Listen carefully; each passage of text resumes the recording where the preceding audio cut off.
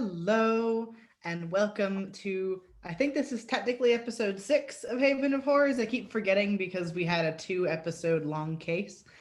Um, and hello, I'm Rue. I will be your narrator for this afternoon, and I use he or they pronouns.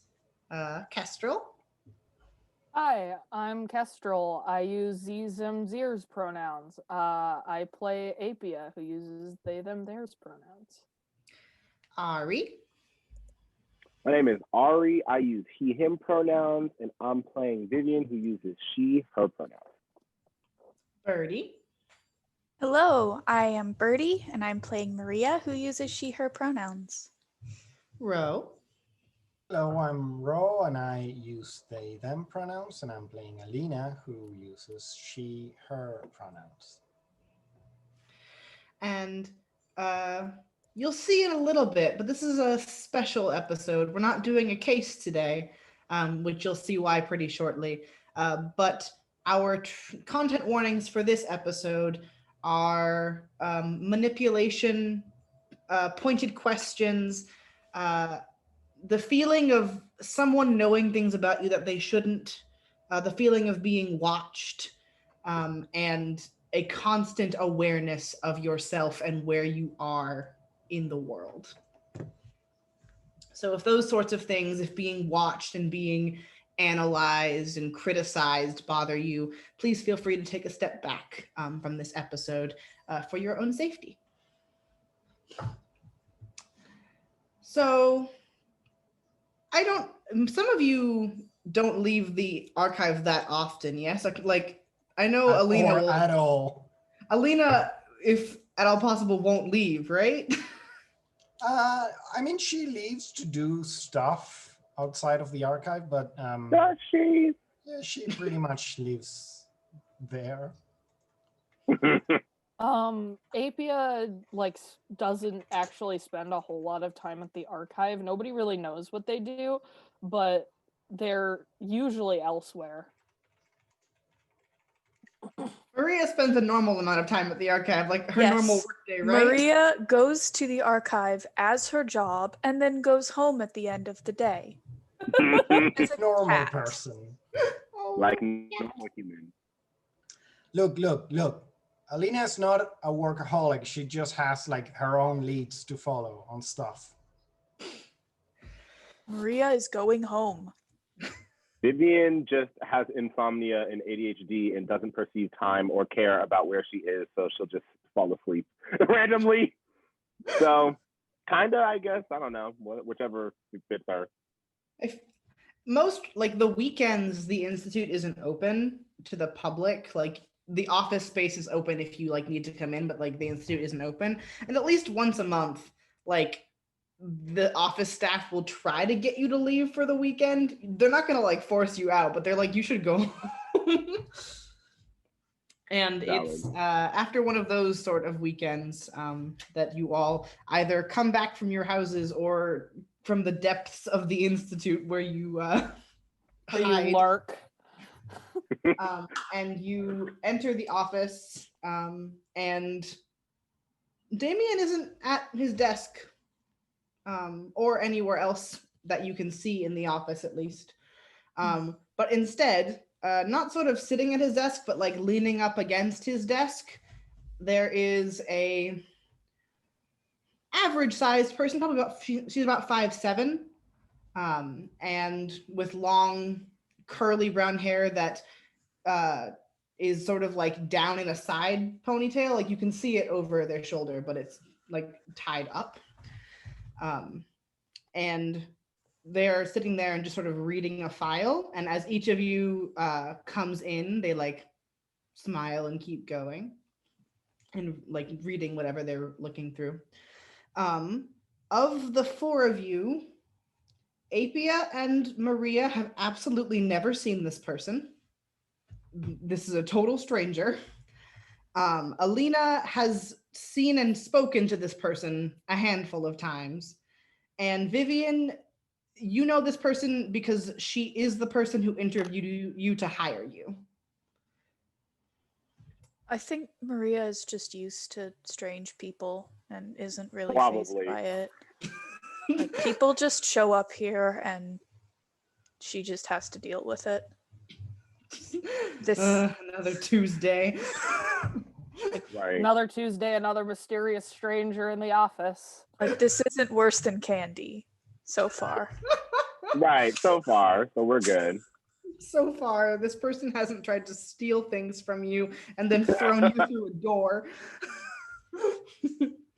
Paintings. So Apia is like is guarded. They don't know who this person is, and they don't like new people.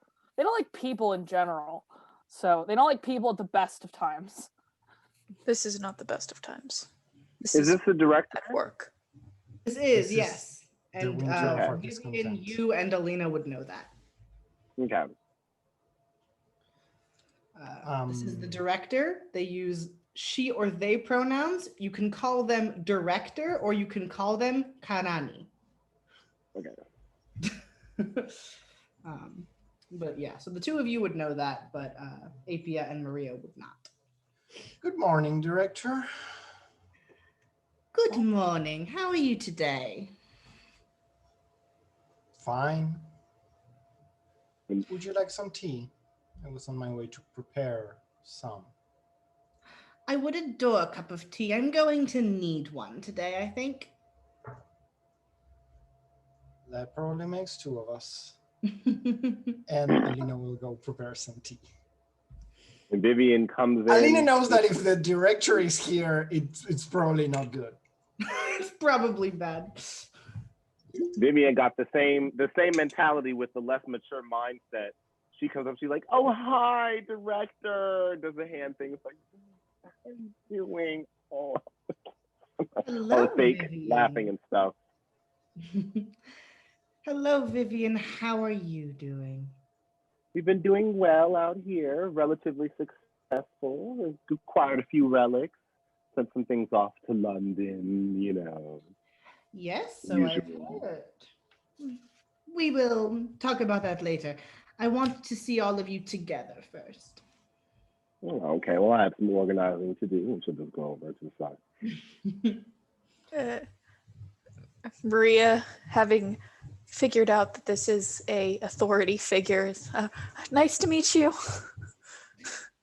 The director kind of looks at your hand and like shakes it, but like, you know when business people shake hands and it's like a very firm, like authoritative handshake, like that. She gets the picture and goes back to her desk. Mood. Apia Nice to kind meet of like leans back against their desk a little bit and like doesn't approach the director at all, but kind of like folds their arms in a not necessarily like aggressive way, but like closed off. I had hoped your archivist would be here for this, but it seems they're elsewhere. No matter. I don't necessarily need them here.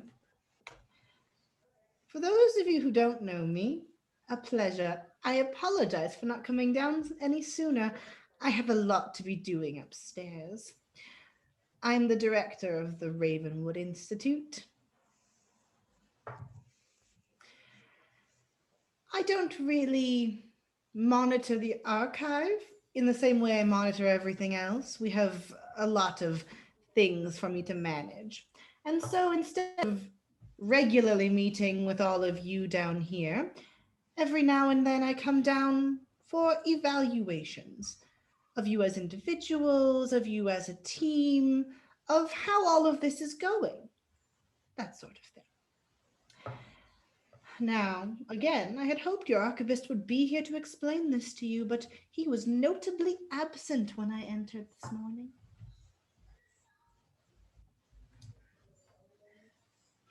And they are just sort of like smiling, very like doesn't touch their face in any way, just like a cool little smile.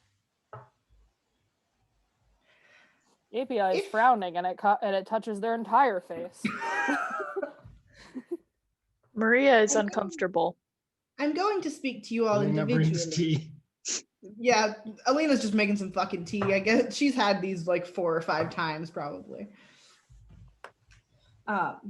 I'm going to speak to you each individually, but I find it is nice to see you all together and say if there's anything any of you need to say while everyone else is present, just in case.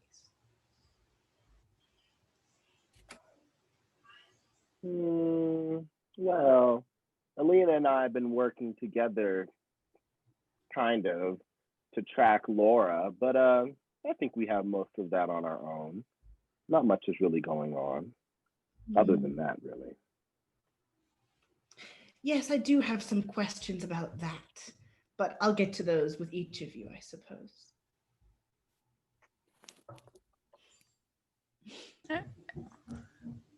No? All right. I'm good.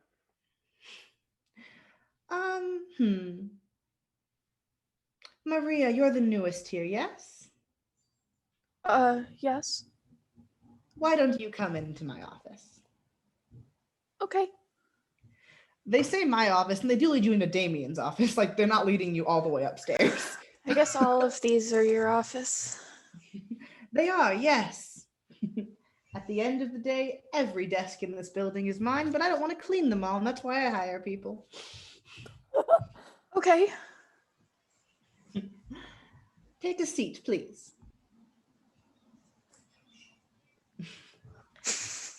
How are you doing? You're new here, like I mentioned, yes? Yeah, I just got hired for the summer. Yes, I read your application. It was very interesting. You have a degree in art, right? Yes, I undergrad in painting, and I'm working on a master's in art history right now. Oh, a master's. That's good. I hear you enjoy painting. What do you like to paint? Well, I'm really interested in Impressionism. That's what my thesis writing is on, actually. So I do a lot of like Impressionist portraits. I really, I like to kind of show what things feel like instead of what they look like. You know? Can you describe that to me a little bit more? I'm intrigued. I could show you. I have a little Oh! Instagram thing. Certainly. Yeah. So Maria pulls out her phone and kind of passes it over to the director, and it is what I described a couple episodes ago, like almost like a magic eye thing, where they look very abstract when you first look at them, but the longer you look at them, the more they look very like gory. They look like bodies that have kind of been dissected, and they're very visceral. And there's like, for every one of these, there's like 2 like cute little charcoal sketches of her cat. Oh. The director essentially ignores the charcoal sketches entirely, skips through them like they're meaningless. Well,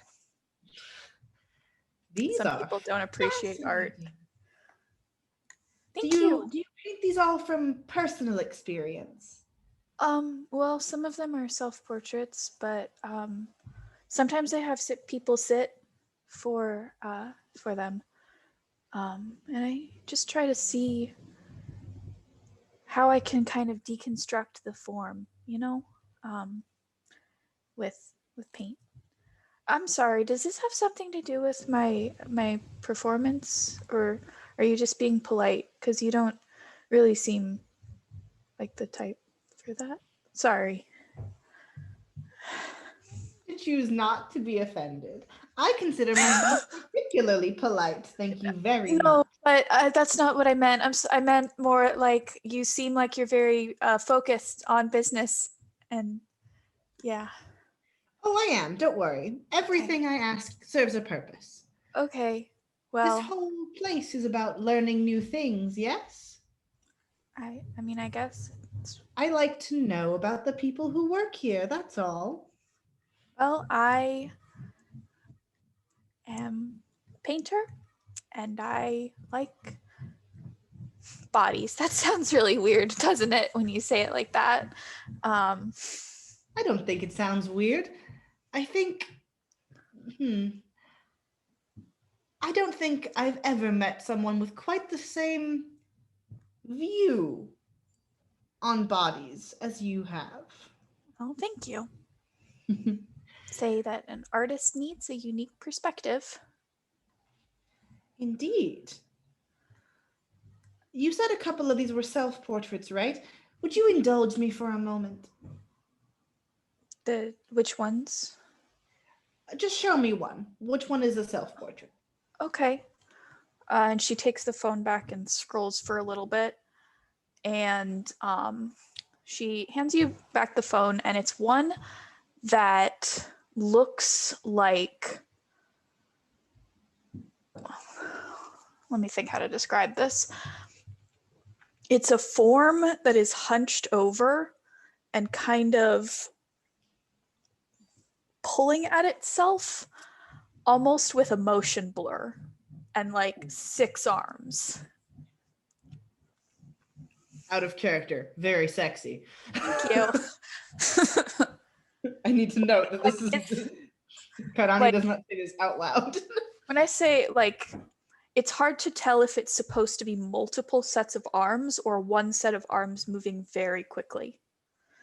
But the overall effect is something trying to emerge out of its own skin.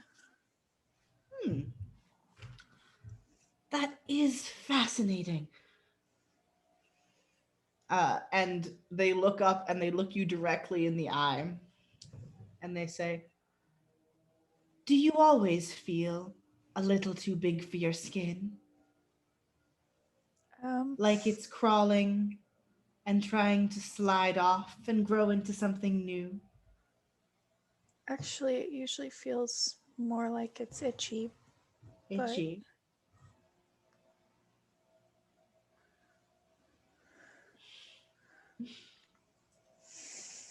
That's a bit of a personal question.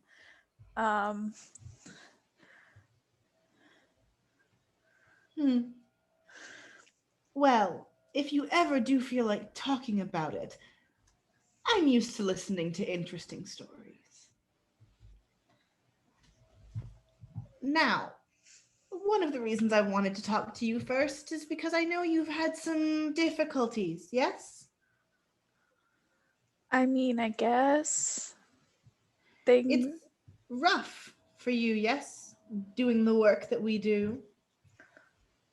It's a little, I kind of thought that I was going to be working a filing cabinet, but instead I'm not. Yeah, this isn't exactly what I expected, but all the others have been really, really nice and have helped Oh, that's me. good. They're treating you well? Yeah, no, they're all great. They're all really great. I probably would have. Well, no. Never mind. You want to talk about leaving? I kind of assumed that this was going to just be a quick thing, but I kind of am getting the feeling that that's not really how this institute works. No, we like a certain level of loyalty from our employees, so to speak. Although that does make us sound like some sort of weird hyper corporation, and I don't love that. So I'll think of a better phrase. But I do want to know, because you tried to leave, didn't you? I did. Yeah.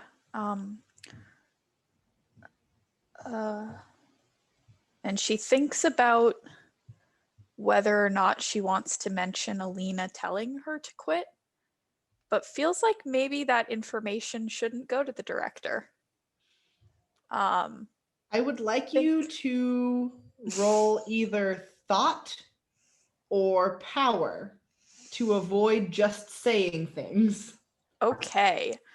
I'm gonna roll plus power because I have a terrible power and I would like to fail. Fair enough. You can choose That's whatever fine. you please. 2d6 minus 1. A 5? No, I said roll 2d6 minus 1. Oh, I thought you said I got a 6 minus 1. No. I got a 3, actually.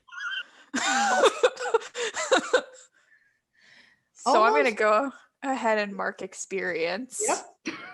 Um, Almost as if someone is like pulling the words out of your mouth. The second you even think of and remember Alina telling you and think for a second, oh, I shouldn't say that. All of the words come out at once and you find yourself incapable of stopping and rethinking what you're saying. Alina told me that I should probably quit before I can't anymore. And I thought that would that was really ominous and weird, but weird things had been happening. So I figured I should just believe her that it wouldn't be a good idea. So I went home and I wrote a resignation letter and I sent it in. But then, I don't know, I was really itchy and I was trying to every time I thought about staying home, it was like my bones wanted to jump out of my skin, and I ended up scratching kind of most of the skin off my hands. So that was really, and it when I decided that I was going to go back to work, it stopped happening. So I figured that maybe my bones wanted to go to work. I don't really know, but yeah, so I'm still here. Oh my God, what? My bones are capitalist. Thank you. That was very informative. I really do appreciate it. Don't worry, I have a talk to have with Alina. She's very over ominous, isn't she? No, she's very kind and protective, and I'm very glad she's here. Oh, I'm glad she's here too. Don't get me wrong, she's been here longer than I have, and I do appreciate a person who sticks to something for that long. But some things do need some reworking, I think. Some of her methods are upsetting, wouldn't you say? I don't know. At first, I was pretty put off by all the murder, but I think all these weird people we keep seeing, I don't know, maybe they're gonna murder someone instead. And I guess if she's been doing it long enough, maybe she just knows what the right thing to do is. And so I was pretty freaked out at first, but now I'm just kind of going along with it, and it goes a little bit better that way. It must be difficult having to rethink all of your morals like that. Yeah, I mean, I kind of thought that I was just a person that sits around and draws cats, and now I'm doing all kinds of weird monster stuff. Oh, don't worry. You can tell me anything, really. Is something the matter? I just think you're a very scary person, and I don't really want to be talking to you anymore. I love when people are honest with me. It gets things done so much faster. Why don't you give me your hand?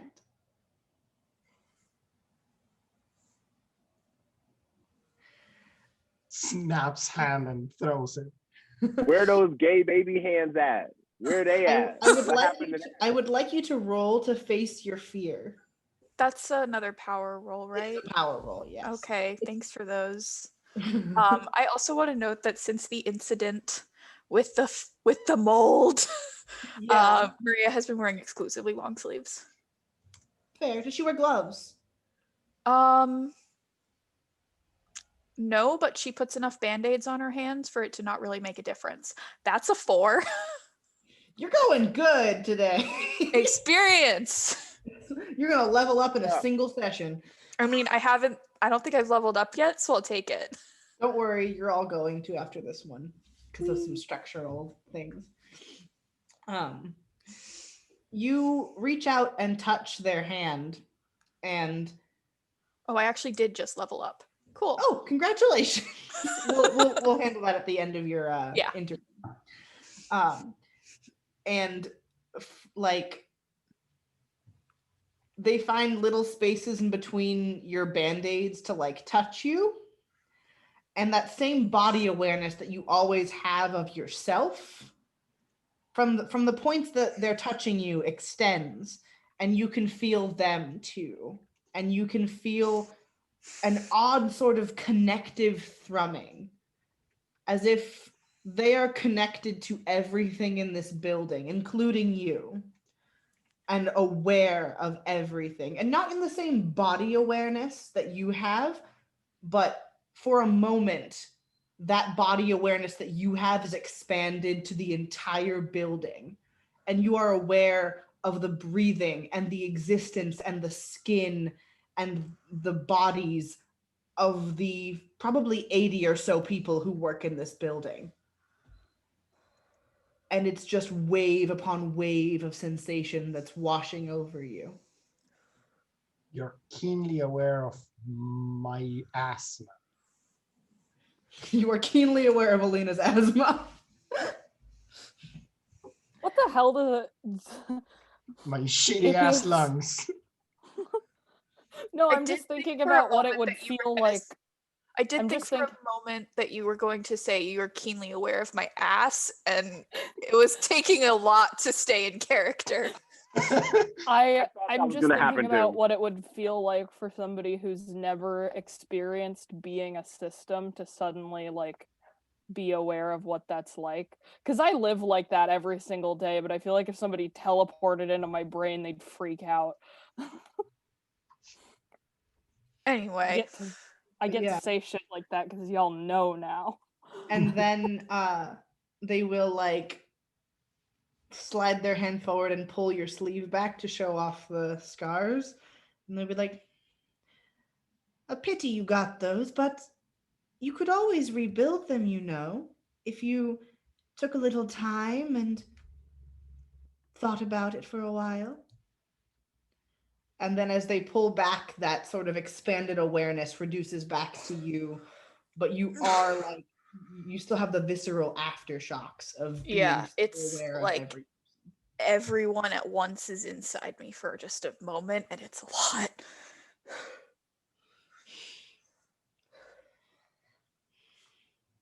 Do you have any questions? I'm happy to answer them.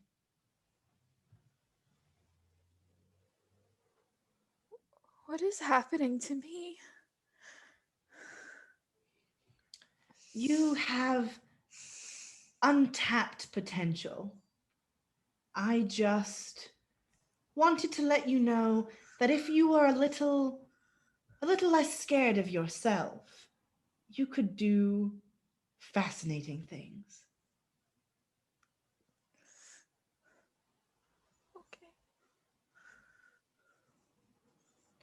Do you need a hand? Can you make it out of the office?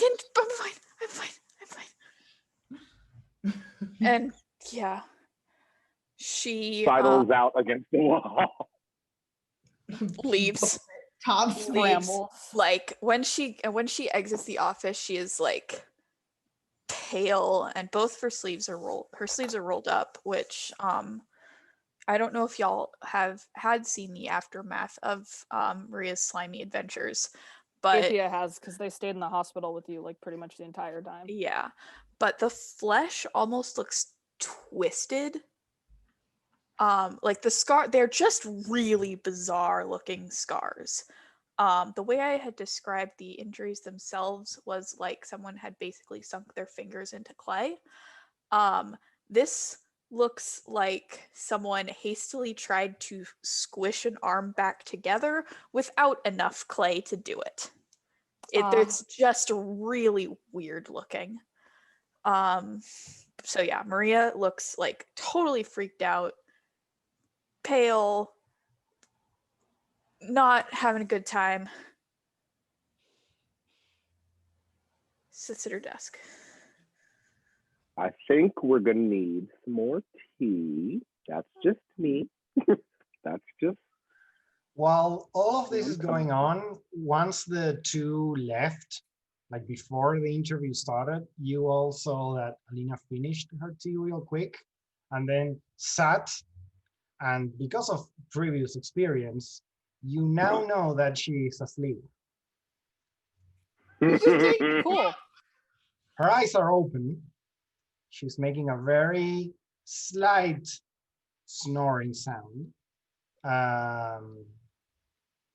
But you know that like she's in the like I don't know how to call it, the space where we usually have the talks. I'm imagining we're all there, right? Yeah, like the main.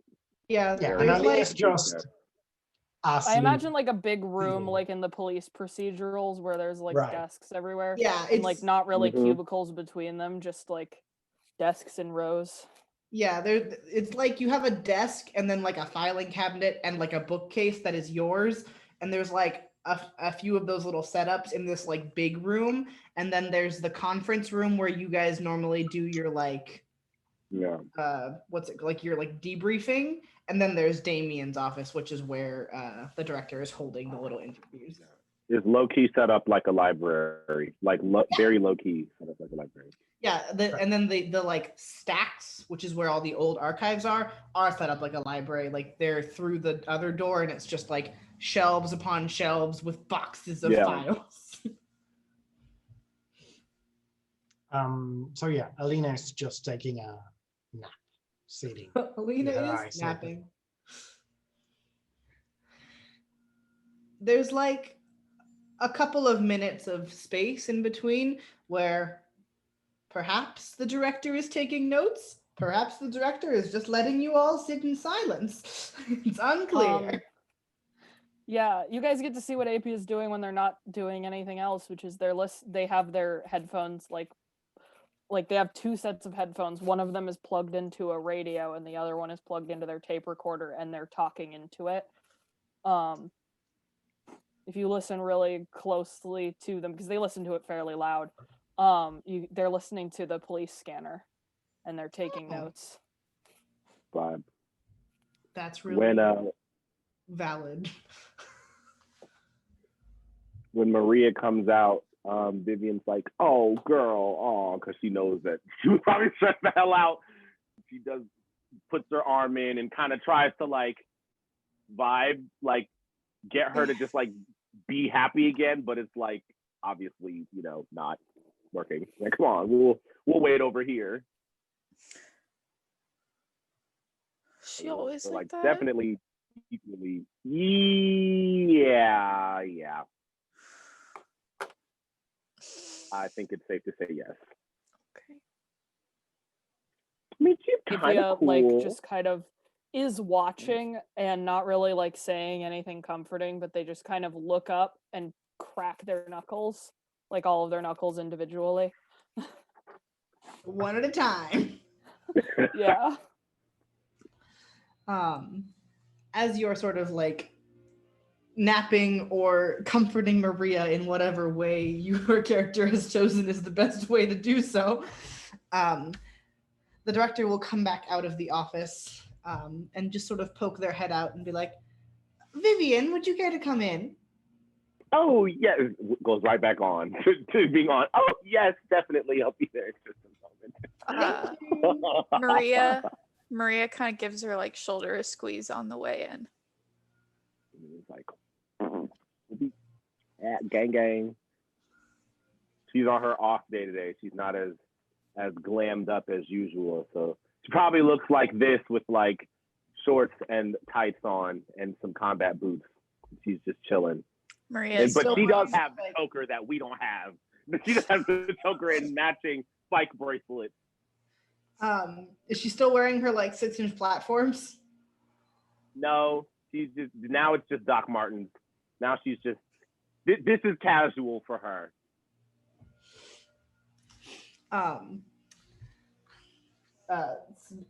Because I didn't describe what the director is wearing and someone's asking in the chat, the director is wearing a green silk button down that's like very slightly shiny. Like if you look at it in the right light, you can tell that it's made of silk, and a black like vest with gold buttons. And there is a blazer over the back of Damien's chair that you can presume also belongs to them. And they're wearing extremely well-fitted like pants, like high-waisted trousers that are like very well-fitted. And then they've got like 3-inch stiletto-heeled ankle boots. They're little black leather ankle boots with stiletto heels. fashion.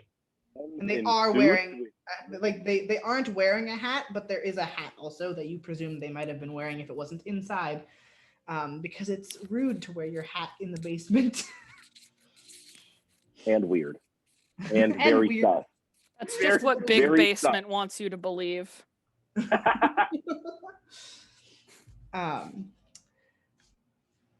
As you walk in, the director has sat back at Damien's desk. It's uncomfortable to see her at Damien's desk because, like, the energy that she has is so different from his. And so you Vibes are kind of got this everywhere. like eclectic, like a little bit messy desk, and then a very well put together person behind it, which is a weird energy, like, contradiction. And she just smiles over the cup of tea that she's still nursing, and they say, "Oh, please take a seat wherever you please." Definitely. And she'll pull a seat around and sit very gay and wrong, all sideways or something. Backwards in a chair. Back turns chair backwards, all you past her. I'm here to Something tell you stupid. about crime. Something goofy. How are you feeling today? Well, pretty good. We haven't had a crazy case in like, I think it's been like a month. All of our cases have been clerical. Mhm. I'm not wearing my cutest outfit. You should have seen me when we went to the slime fest. I had on a whole deal, but you know, I'm doing pretty good. Yeah, she's kind of like sort of like rambling, like talking to fill up the empty space, Yeah. but like she thinks that she's not, so she's just kind of just going. But yeah, you know, yeah. Yes, I've noticed you dress quite well for work every day. I try to most of the time. I will admit my wardrobe does most of the work for me because I got a lot of my stuff back at home, so I can kind of just go into my day. Yeah, you do keep some here, do you not? I do. I usually only keep things that would serve purposes out in the field. Like instead of a hazmat suit, well, it actually still is medically a hazmat suit, but it is my plague nurse outfit. What else? I do keep long stiletto heels with platforms for dealing with icky situations. You know, I can see you pretty put together yourself. I like your silk button down. I know we don't get stuff on that. Oh, no. Going on there too. Definitely. I don't leave the office very much.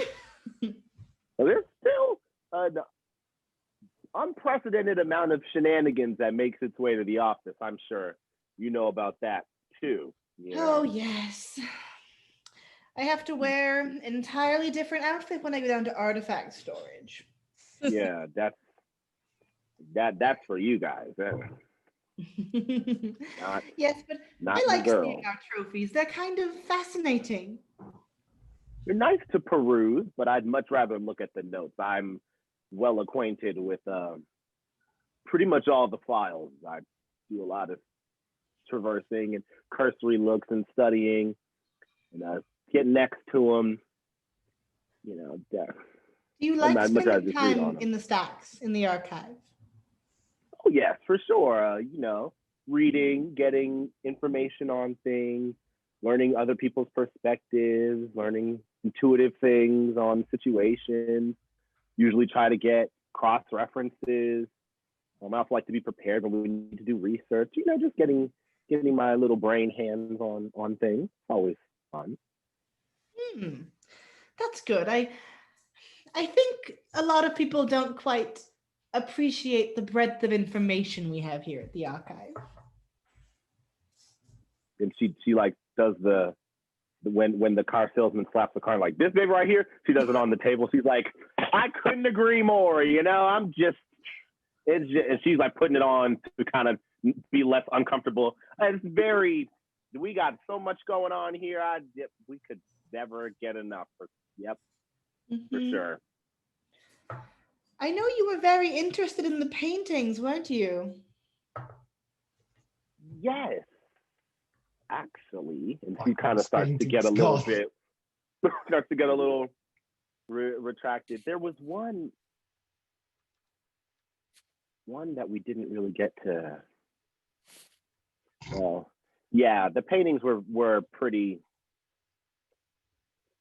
And she like leans and she's like frustrating. And the painter was equally frustrating. That whole debacle was just that, a debacle for sure.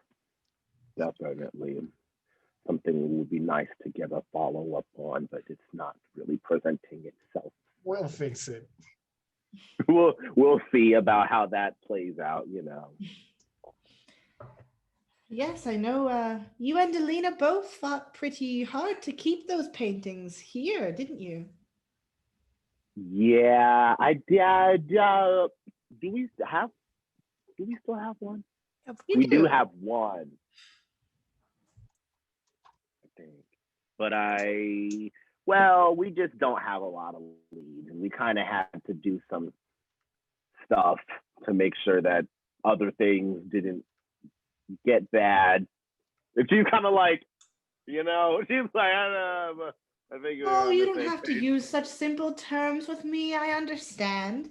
You don't have to be sweet about it. I'm not going to turn you in. Well, I might have, honestly. I really want to see what was behind that door, but I also probably would have died. So, Well, I think it certainly would have given you a headache. Yeah, I think we can agree on that one. Yes, Looking in the everything's direction of the amazing. archive gives me a headache. That's the whole thing. Sorry. As in looking in the direction of that painting gives me a headache. That's the whole thing. Yes, there are ways around that, but you'd have to be a little more forward. Forward. Mm-hmm. You like asking questions, don't you?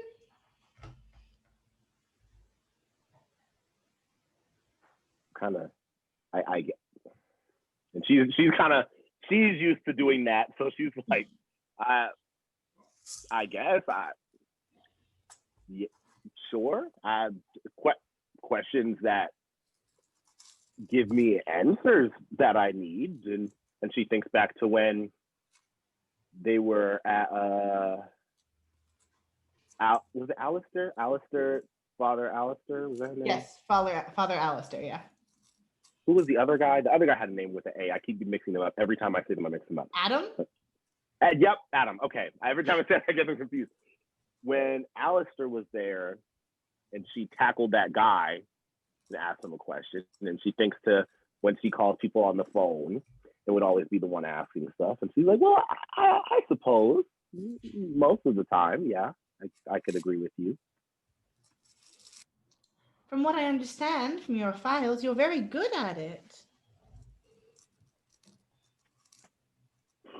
Sure, yeah, okay. Most of the time. I don't say so. Don't you ever think about what you could learn if you did that more often? You can be honest with me.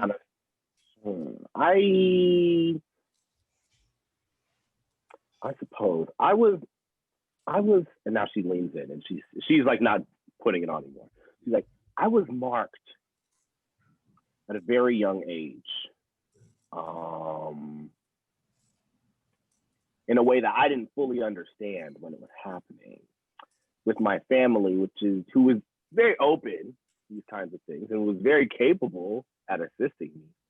But there's a lot that I know I haven't really put as much effort into as I probably would if I had my druthers. It's just, it's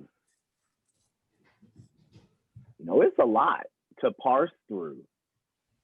the influx of information, and she's starting to like talk really slow, like very ADHD, like she's almost forgetting the end of the sentences. Yeah. Like she's like, when I work with so many other people's minds, for a lack of better word, it's already hard enough to keep track of my own. Thinking about how growing up I had to still be such a socialite bad bitch, but then succeed in school and understand my friends to be able to help them, but also avoid negative situations and understand when and how to know who to ask what. It's just very overwhelming, and not even such that I don't want to do it, such that I don't know if I should, if I even need all that. Does that make sense? I guess. You're worried about knowing too much. Is that it?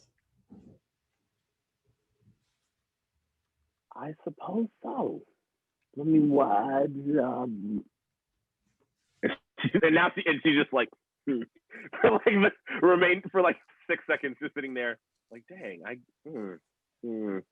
But yes. I think in our line of work, you can never really know too much. I think there's always room to know more about the things we're dealing with so that we can help people, yes? I suppose. But we're still fallible. We still see time linearly, people physically. Is it not presumptuous to presume that we can parse through all of this? It's existed for so long before us and will persist so long after.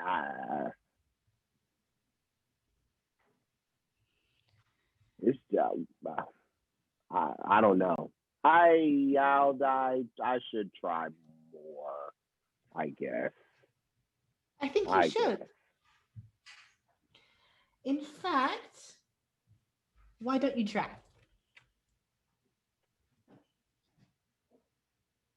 Why don't you try to know something about me? To know something about you. What do I know about you? Well, let's see. Let's pick something cursory, something I would care about but would have trouble finding. And then she makes like direct eye contact and she goes, I guess this would be a face your fear, but she's using her one, but it's gonna be a face your fear because of the way that it would have to function. So she's gonna be completely deadpan, be like, where did you get that shirt? Because I want one. You don't have She's to roll like, for that. I feel like I do. Let me look because I thought I did, but I can't. Of course, that's the one. I literally pulled up 4 of the 6 PDF. Which one is this?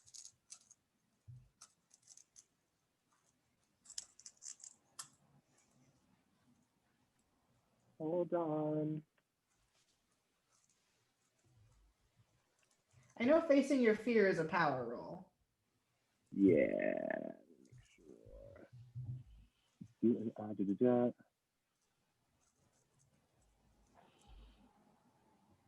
Oh yeah, it's just a power roll, just a regular power roll.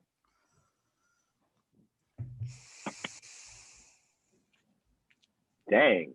Okay, 7. Okay, so a mixed success. When you use this ability, it's sort of like you expand your consciousness to include the other person in a way, and like to pressure them, and you do that, and it's odd touching the director's consciousness. It's too big. There's too much there. And so it gives like it hurts a little bit to touch up against that, but you do get enough of a push, and they sort of smile and chuckle. They say, "Oh, a friend gave it to me, but I can ask her where she got it if you like." And you know And that she's they're kind of telling just the sitting truth. there. For Yeah. the first time in this conversation, you are certain they are telling the truth. And she's kind of just sitting there, like, trying not to look like she's impressed. Because this is pretty much how her consciousness works, too. Comparatively to normal people, hers is probably, like, on a similar scale of bigness and perception. So she's like, damn, okay. They crazy, okay. It's like, yeah, okay, I would really appreciate that. She's like, Yes, yes, I'll leave you a note sometime, or perhaps I'll write you an email. and she's Or do kind you of not? like, Alina doesn't. I think I might be the only person in this institute. She's getting back in their person, lean back, like that knows how to use social media, because everyone is here to forget what's going on every once in a while, except Maria, who does know how to use a phone, but they either break it or don't know what's going on. I'm not sure, you know. Okay, I will answer an email, but make sure it goes directly to me, personal one. It might get deleted off the archive server. Yes, I'm quite fond of technology. I think it's very useful for our ends, but I do find that the people who work here tend to not like it particularly much. Most of the time, I hard agree. Yeah, I have Come to my quite a office few sometime. I'm My older actual- than dirt. Give me a break. I think you would be intrigued to see the setup that I have. Sounds like a good idea. I might have to take some paper notes, because I do.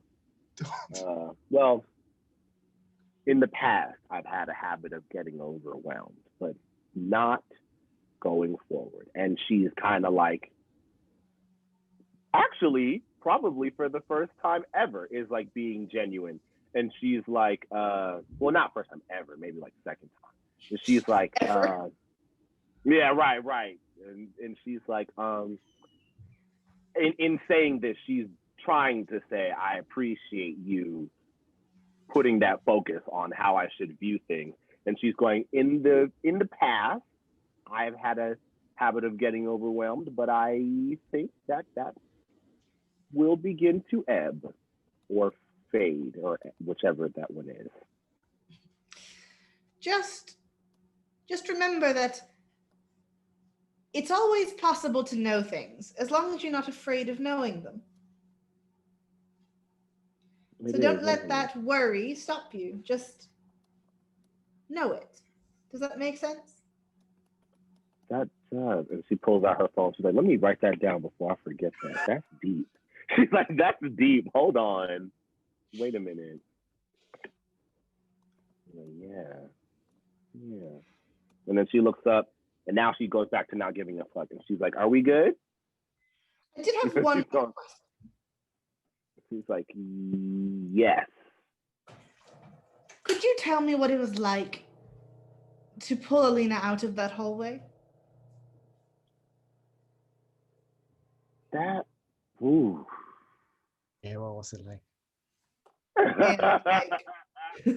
And, I would like, if you're not, like, if you feel a desire at all to not speak, I would like you to roll either thought or power, because the director is like, and you can feel it. It sort of feels like static in your ears. You can tell that they're doing the same thing you do, where they're trying to force you to answer. The same wavelength. I'm not playing. We're not doing that. I'm just tuning in with the static and just going straight in. But she is just thinking, so she's not resisting. She's just like, Yeah. arranging her thoughts. And she goes, honestly, you know what it feels like to manipulate your own consciousness like a tool. You of all people should know how you can have something intangible, omnipresent, and non-existent still be moved somewhere to a specific location. To harness that by just calling out to her was, well, terrifying, but very, very powerful, very eye-opening, to say the least. Not to be cliche, but Oh no, I adore it. Please make as many eye puns as you like. to register your own psyche. You know, most of the time we only do that through conversation. Most people don't even realize the tangibility of their own consciousness. To reach in, and she's again, and whoop, was next level, to say the least.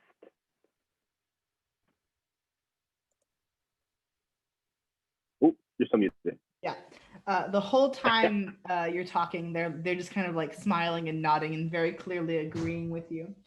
And at the end, they like, if you ever want to try that again, there is still one of those paintings in the artifact storage.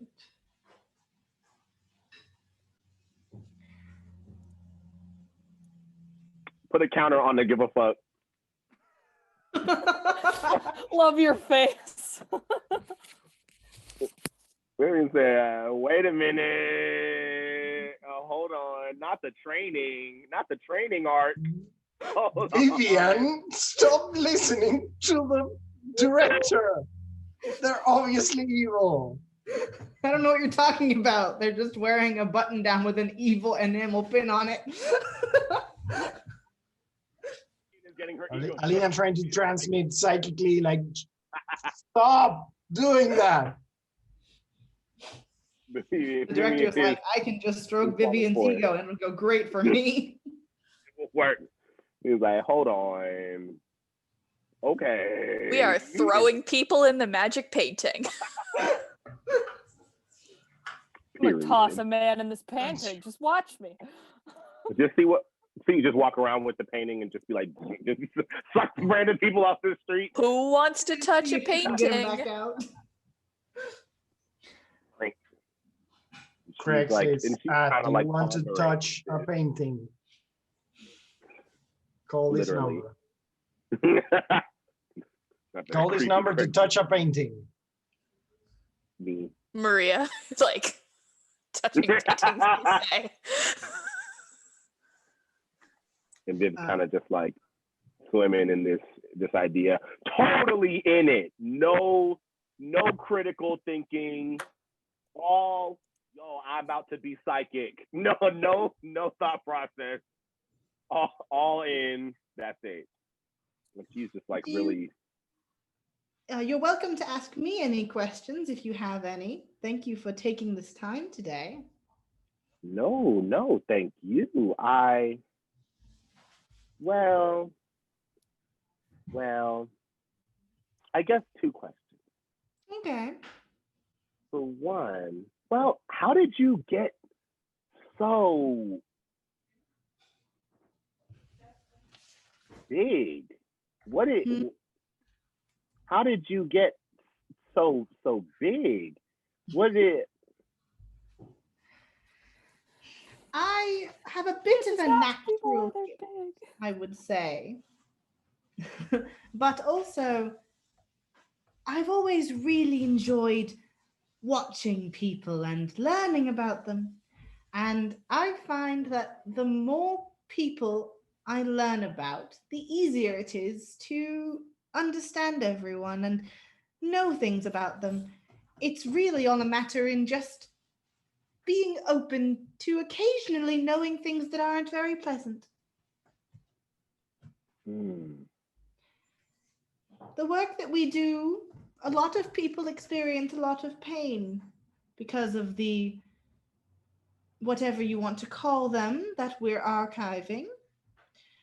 And a huge part of why I'm so big, as you've said it, is because I've learned to take that pain and fear and not let it hold me back. I think it might be good for you to try if you want. Next time you go out for a case, see if you can feel what the person is feeling.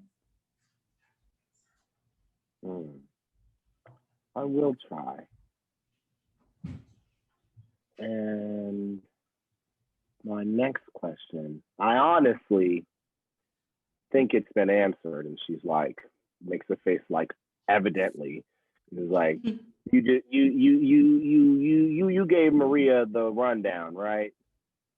Oh yes, of course. You're like, okay. She's fine, right? Oh, she's fine. I just sort of the same with you. I wanted her to see that she has more potential than she's using. And Vivian's like, oh yeah, okay. That's probably okay. That makes a little bit more sense. She's like, okay. Well, that makes sense. That's about all for me. If we're good here, director. Hit me up for that shirt. I'd like one.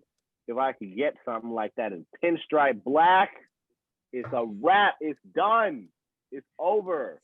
I will check in with a friend of mine.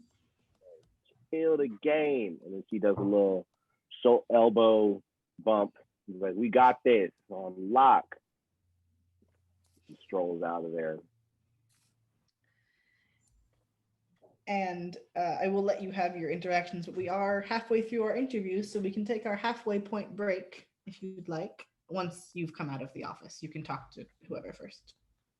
Yeah, I think we should do our interactions and then we can take our break. She'll come out of there and kind of be like vibing harder than she went in there, and just what's the orientation? And Alina will probably still be asleep, so she's just gonna like taking a nap. Okay. Grandma and is sleepy. How'd it go? Just look over to we're gonna be like, it went pretty good, I would say. That's good. I'm glad. For the most part, I think that this is gonna work out a little better than I expected. I'm probably gonna do some more archival digging in the future, maybe even now, actually. I mean, she's probably done with you.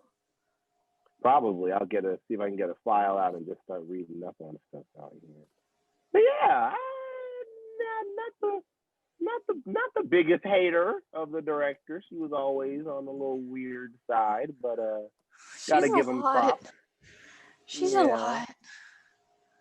We got some characters out here, but I think we'll be fine. I don't think you'll like them at all, APS. Just saying. That's just me. Oh, I know I won't like them. That's just me personally. That's all I'm saying. I don't think I'm a fan either, I gotta say. They're doing a lot. We'll have to see what happens with Alina. That'll be and just goes over it in front of her sleeping and like leans and looks directly in her face. Like that'll be an interesting one for sure. Yeah. We'll go back to get the aforementioned archive and sit in the conference room and just read it for hours now. All right, so we're 2 for 4 of our personnel evaluations. So we're going to take a quick about 10-minute break here, and we'll see you back at around 3:40 Pacific time, give or take. Gang, gang.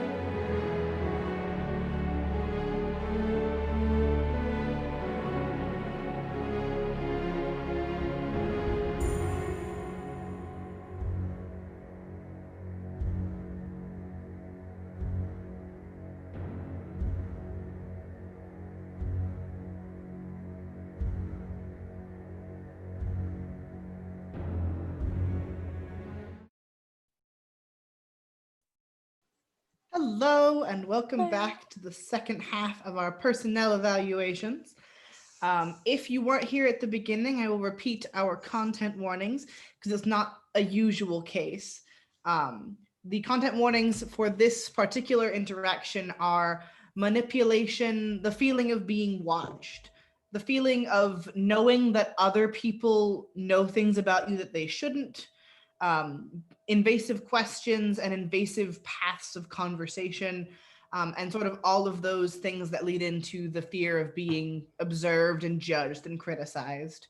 So if any of those things are things that are triggering or upsetting to you, please feel free to take a step back for this episode, so as to keep yourself safe.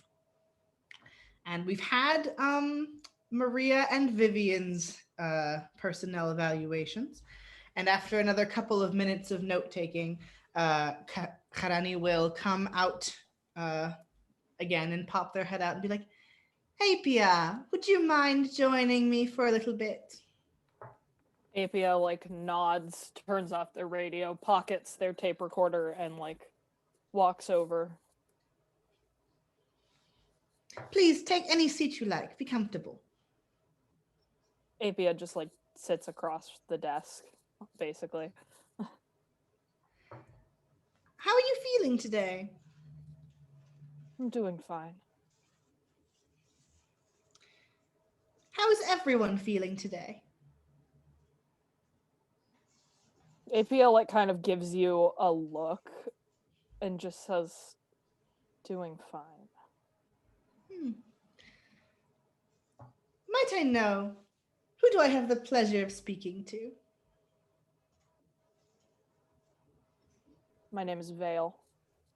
"Pleasure, Vale. I'd just like to make sure that I'm not, I don't know, talking to the wrong person." Actually, Apia's gonna give you the they're gonna say Valerian. They're not gonna give you their nickname. Valerian. That's a very nice name. Thank you.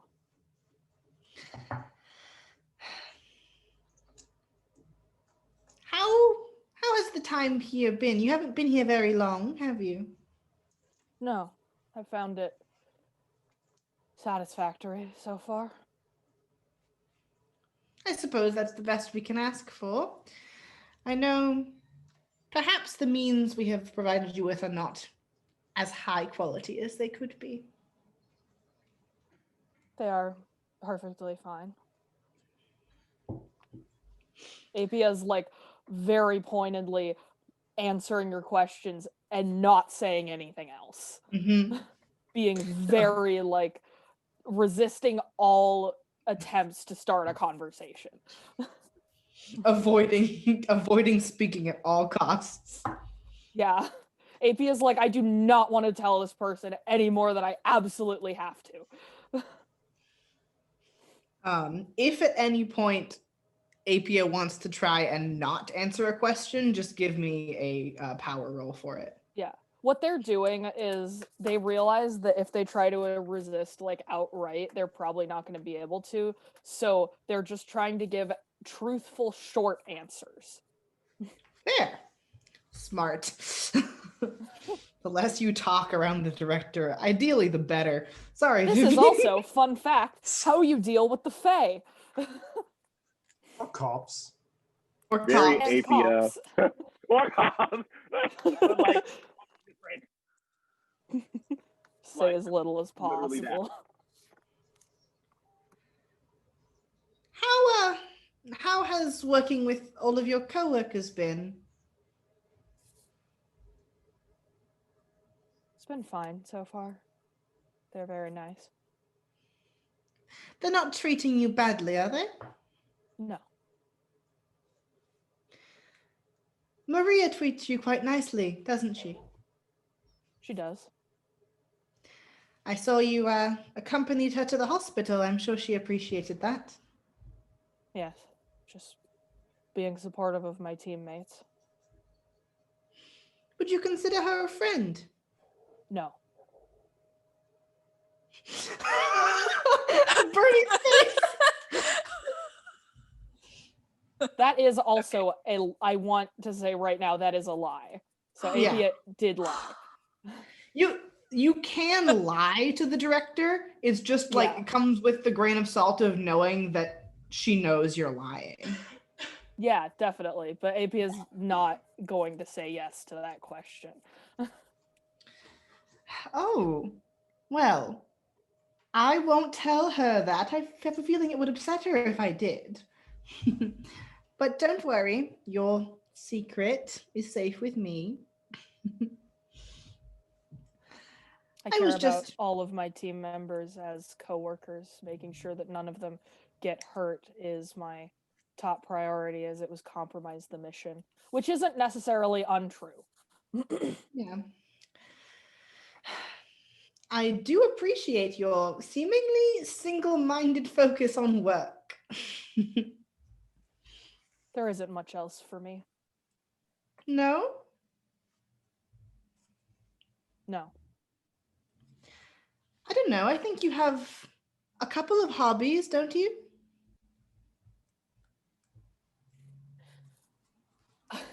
I don't know if they would know this, but Apia, much like me, collects and processes roadkill Ooh. and collects bones. So they haven't said that, but that's something that they do. Like amateur taxidermy, basically. Yeah. Oh, okay, cool. They don't just have rotting animals in their house, and neither do I. I thought it was for food. No! You haven't met some of the people that I have in my life. Fair enough. Yeah. The wildlife around here is different, isn't it? A bit, yes.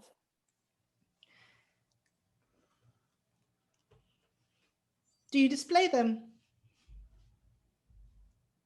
Occasionally.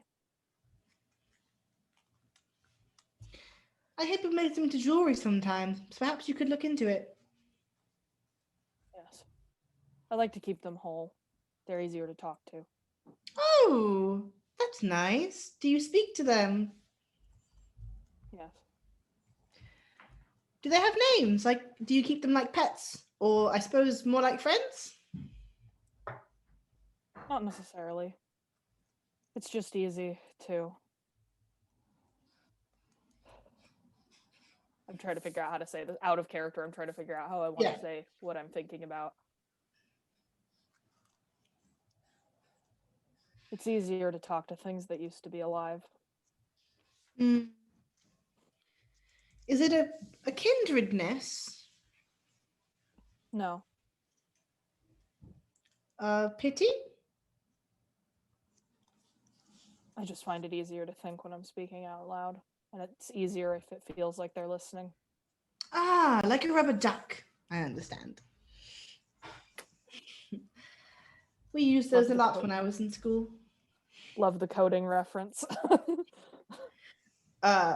It's not something probably anyone, unless Alina has talked to her about it, no one would necessarily know about Karani, but Karani like does all of the computer coding for the Institute stuff. Because and I'll talk about it when I get to Alina, but yeah, Karani, when Karani took over as the director, they essentially yanked the Institute into the modern age and was like, we're getting computers. Good for them. I can't handle this. We're doing this. It's fine. Y'all been doing this for too long. It's good time.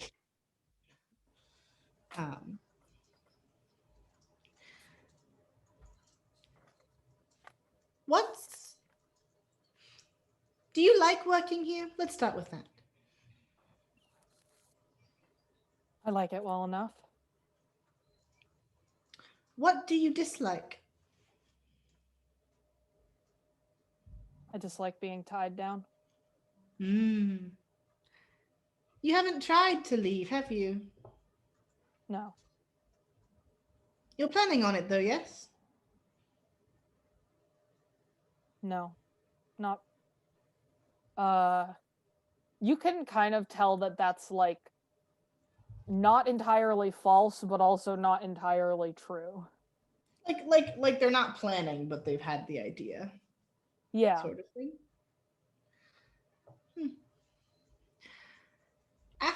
after Maria, you were next on my list of people who I assumed would be taking a leave. You don't always like staying in one place, do you? No. But I find that working with the Institute is beneficial.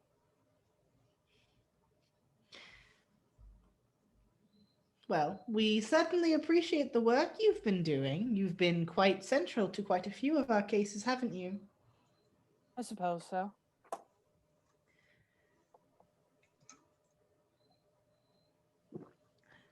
When did you first pick up such a penchant for fire?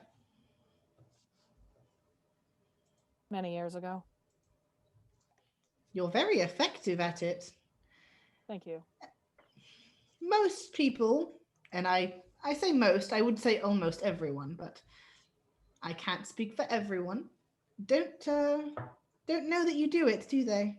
Not here, but I meant outside.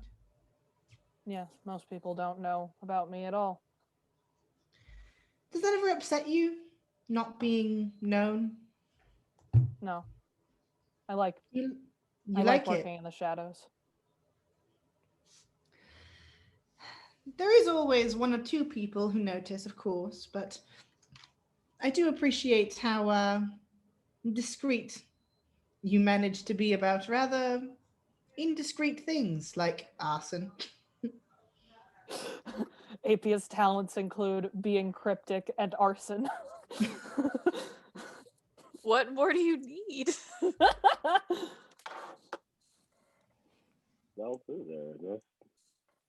Of, I had a delivery come recently, and I can only assume it was for you.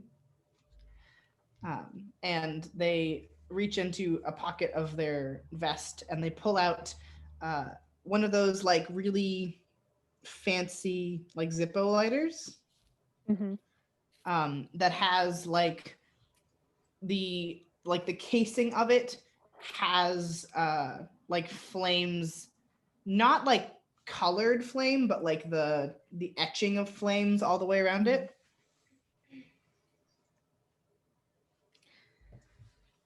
I can't imagine it came for anyone else in the archive. That's odd. I've been meaning to look over. It's fascinating, but I don't think dangerous to you. Apia, like, tentatively reaches out for it. It's warm when you touch it. Like, not like warm because they've been holding it. It like exudes a warmth. Apia, like, tucks it in one of their outer pockets, so it's on their person, but as far from their actual body as possible.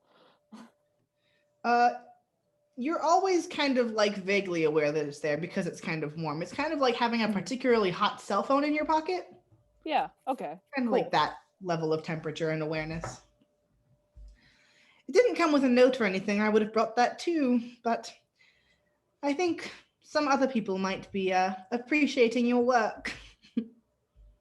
I'll have to be more careful. Yes, well, there are some things that can't hide from everyone, I'm afraid. Do you... Apia, I'll have to be more careful. Also, Apia burns down a house. Burns down a house, burns down a house. Continues to burn down houses. Do you take pleasure in it? In burning the houses? Not particularly. It's just something that needs to be done. Interesting.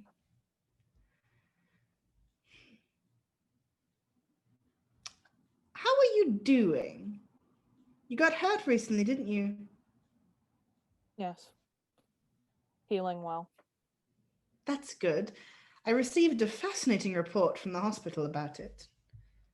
Like your skin was wax, they said. Interesting.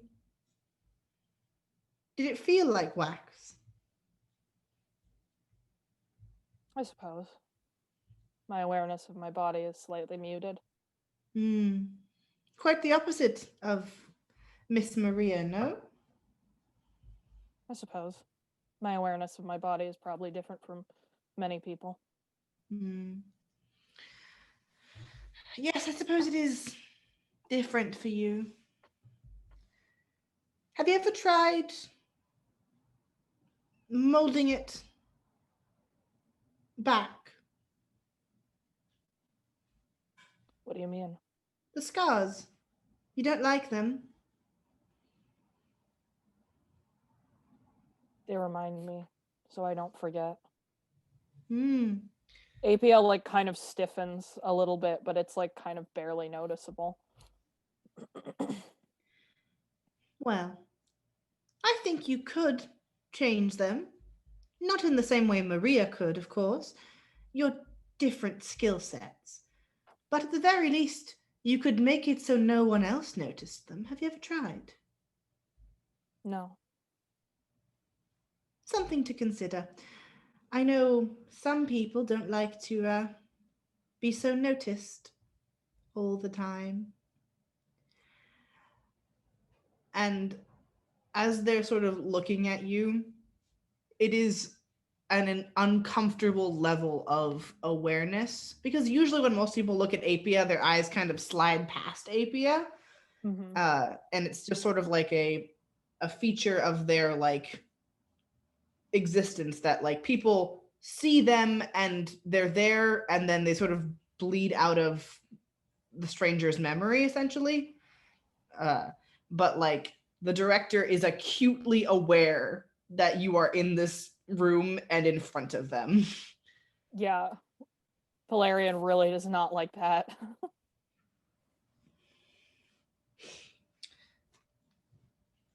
Sorry, I have to turn my page. But the fires aren't the only thing that you hide from other people, is it? We all have things we hide. Oh, not really. Some people are very open. I appreciate them a lot. But I also appreciate getting to pick at people until I find the answers.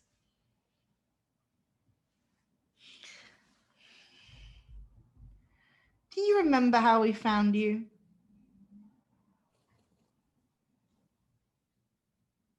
I suppose I do. Do you ever think about it? I try not to. Hmm. Is it a bad memory or an enticing one?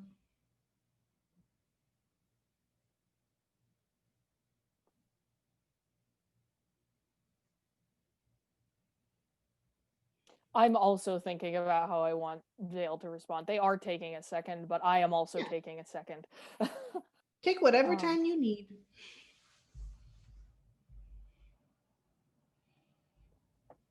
Memories are like sand. I don't try to hold them for very long. Hmm.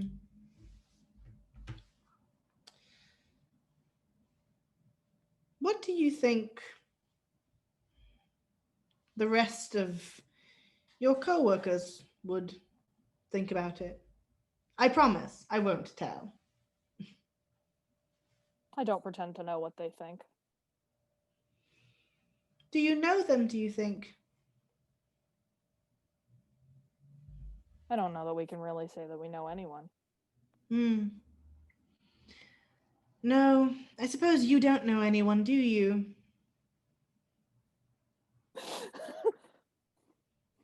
I really like your face, Birdie. Birdie looks like they're like Ooh. projecting.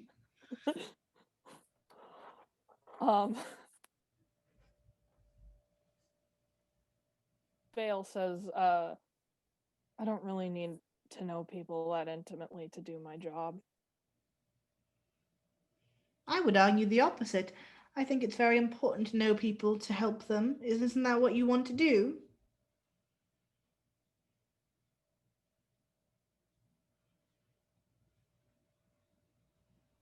Vale like kind of folds their arms a little bit, but not like all the way, just kind of like this. Yeah. And just says like, I want to make sure that things happen to the right people.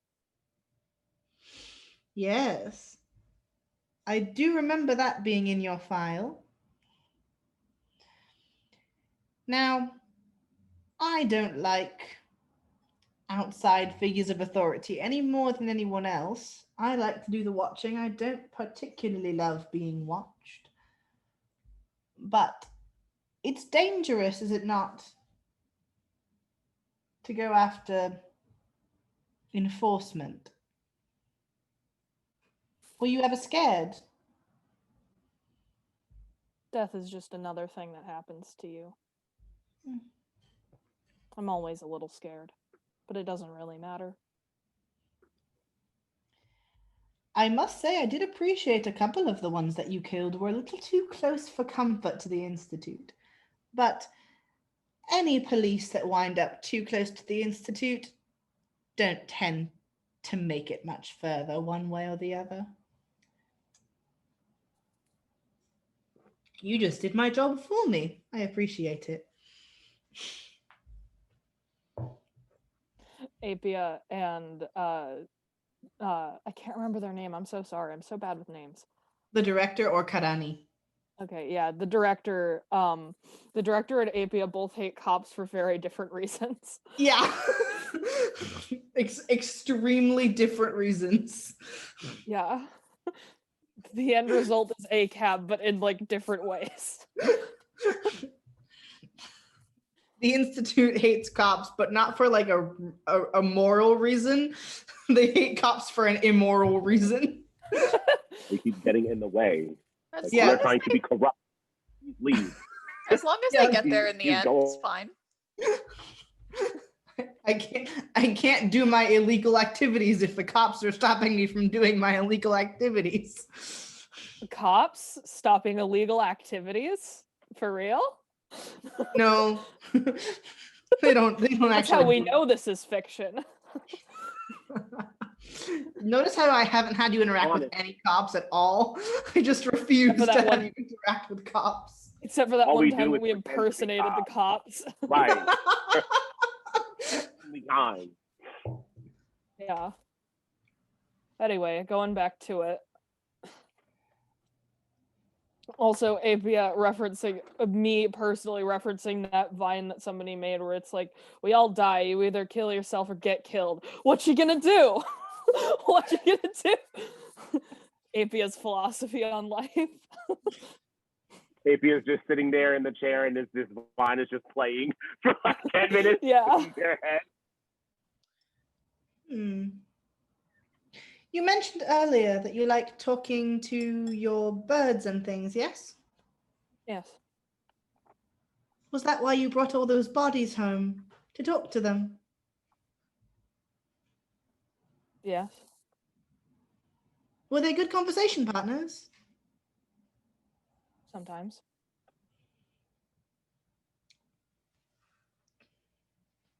Do you like talking to empty people because you're empty? I like talking to empty people because I'm full. We have very different definitions of that word, I think. You're missing someone, aren't you? Apia like I just did visibly like shifts. But doesn't say anything. Do you know what happened to them?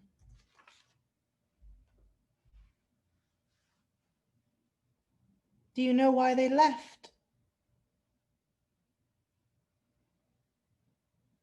Do you know where they went? Apia like closes their eyes for a second, and when they open them, their demeanor like totally shifts. They like sit up and adjust their like scarf and everything, and that's not really your business, is it? Hello. I see I'm talking to someone new. My name's Care to introduce Belladonna. yourself? My name's Belladonna. Ooh. You both have such fascinating names, I must say. And you're right and you're wrong. Everything is my business. I'm in the business of knowing things. I'm in the business of being in other people's business. Mhm. The director says, everyone's business is my business.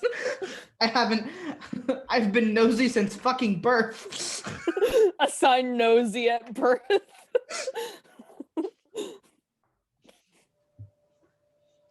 What did I miss? We've switched who's fronting. Yeah, it's Bella Oh. now. Why do you want to know? She can't help you. I was asking because I assumed you wanted to know. We already know where she is. And she can't help you. Do you miss her? How do you miss someone that never left? In the same way that you miss someone who's withdrawn? I have a friend who's not very forward. Sometimes I can miss her when she's in the room.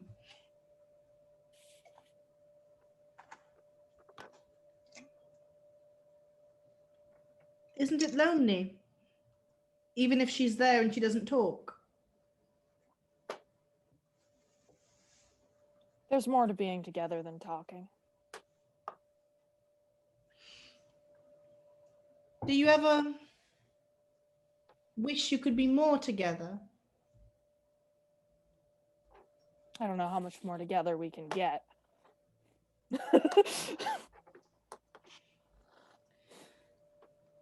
Bella gives like kind of a cold like laugh.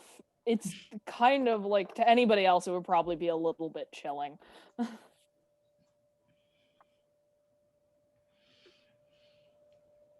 You know, you could reach out to her with the powers that you have.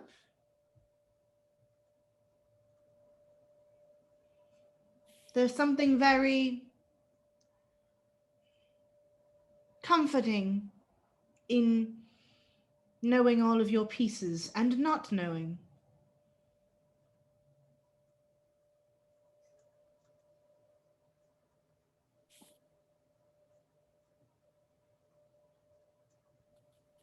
She's not here for a reason.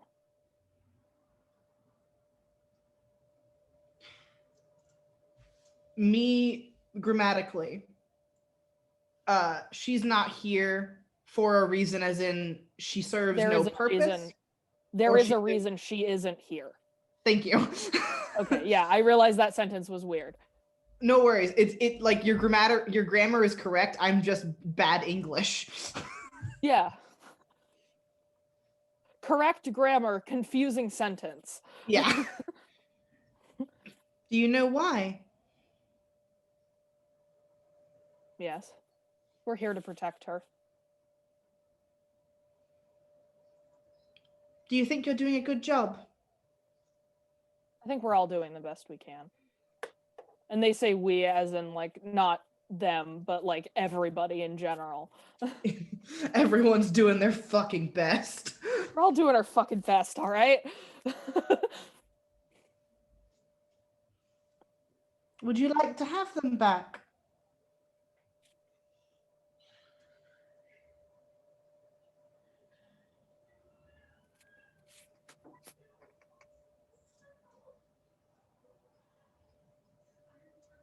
They'll come back when they're ready.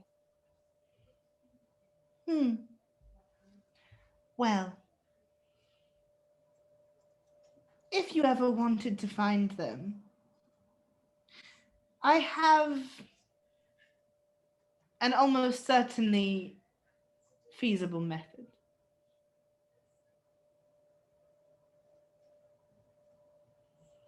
Just an offer, in case it ever comes to mind.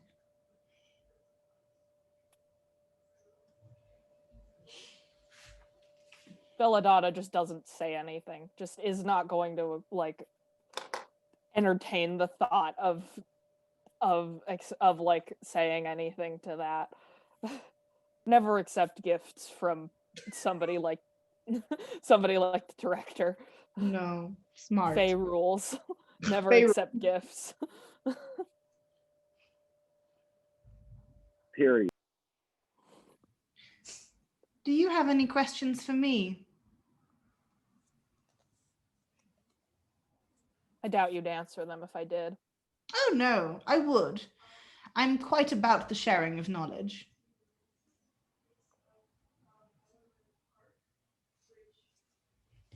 God, I know that there's questions that Apia would have if I knew anything about this fucking universe. I didn't base it in the podcast, so you don't have to know anything about it in any Yeah, sense. that's so fair.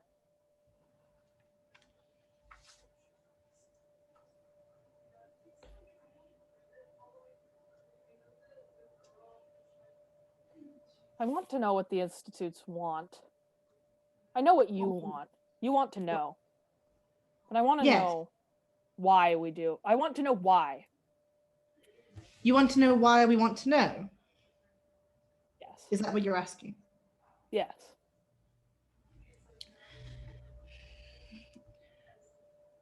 How many people do you think are genuinely afraid of being watched? Probably a lot. Now, think about that, but also think about the number of people who experience fear. Which is greater? Probably the number of people that experience fear. So, imagine for a moment you've created a space in which anyone who has a fear they can't put a name on, a fear they can't describe, can't stop. And all of that energy is collected in one place and researched in one place. That sounds like a bomb. In a sense, I suppose you could call it that, but it's a bomb without a fuse. I prefer more so to think of it as a vault of information, of power, of knowing everyone's fear and knowing how those fears interact.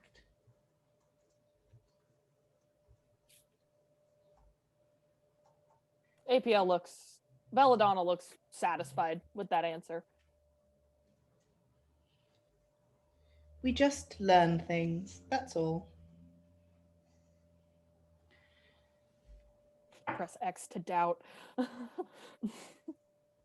One more thing, and I would like you to face your fear for me. All right.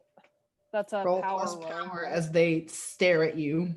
You avoided that roll the whole time. Okay, so I got an 11.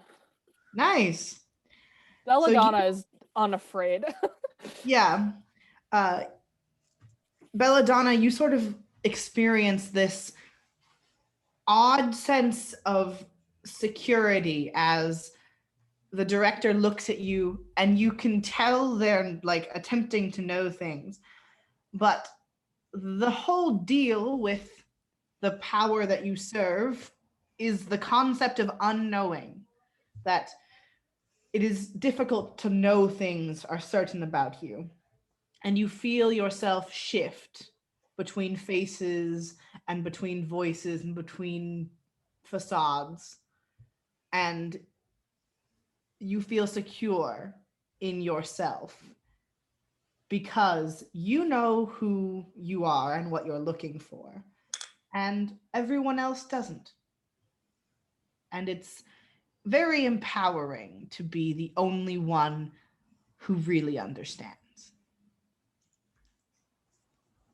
Apia is a living liminal space. And there's sort of a look of like admiration on the director's face, like they're surprised you've put up such a good fight, as they open the door and say, "Thank you. Please feel free to come by anytime you have questions." Apia just kind of nods, goes back to their desk, and like does that deep breath again and like and then like takes out their tape recorder and starts talking into it. Alina, Yes. would you like to come in? Sure. Lena stands up and walks up to the office. Take whatever seat you like. She sits pretty much as in front of the director as she can. Did you enjoy your tea, Karani? I did. It was lovely. Thank you. Did you enjoy your nap?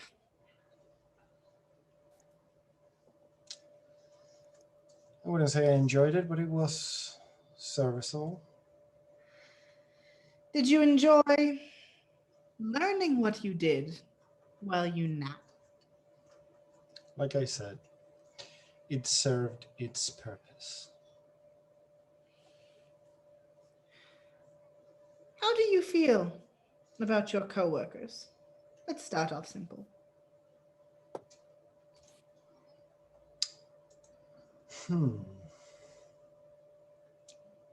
They are resourceful. They need further experience to realize their potential, but I think this is quite an impressive group of archival assistants. I agree. You haven't had a full house in a while, have you? I don't usually work in groups. You've been here longer than I have, but I looked at the records. One by one, they all sort of dropped off, huh? The old people who worked with you. I lived a long time in a career that's not known for longevity. Well, that depends, I suppose. It depends. But I would say you have been particularly lucky or skilled, whatever you would prefer. She doesn't respond. She just looks unimpressed. You worked with the old archivist, yes? Zell? Yes. How do you feel about the new one? Hard to tell. He's got some of the qualities of a good archivist and lacks in others, but that's just my personal assessment of what a good head archivist is from my previous experience. It might be just what you're looking for. I don't know. Would you say Zell was a good archivist? One of the best. I wish I could give her that compliment.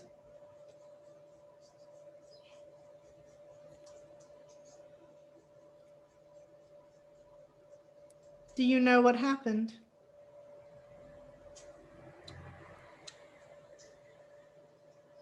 Do I know what happened to what?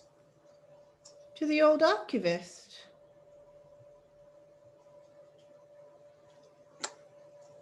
Do I have to roll to resist this? You did. Yes. Okay. Do I roll? Roll plus either thought or power, whatever is better. Power. Now I'm gonna roll with thought because I have a +1, but I will like to fail. 6. A failure. Mark experience. Is 6 a failure? I thought it was. 6 is a fail. Cool. 1 to 6 is a fail. 7 to 9 is a partial success, and 10 plus is a Cool. success. I do. Alina tries to resist, but once she realizes that she can't, she won't push it, more or less as a matter of seeming like she didn't try to resist. It does, like being pushed like that does, like there is a physical sensation that comes with it. So Alina can like feel the pressure when it happens. She says, I do. Well, to an extent. She left, didn't she? She did. You know, it's very difficult for an archivist to leave. I know. I've seen quite a few try. They get terribly sick. I've seen it. Unless, of course, they know how to leave. Yes. You've been working in this business a long time, haven't you?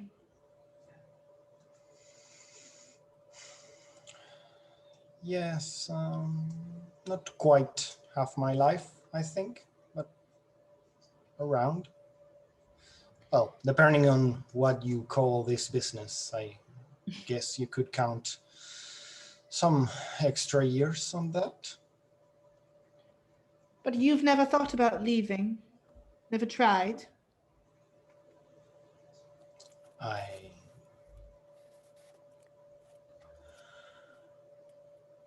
I have thought of the mechanics of it, but not as something I would do. Too fond of your eyes? Not particularly. Not more so than any other body part, I suppose. I'm not sure if you mean you are fond of them or you're not fond of any of your body. I'm not fond of a lot of things. No, you're not, are you?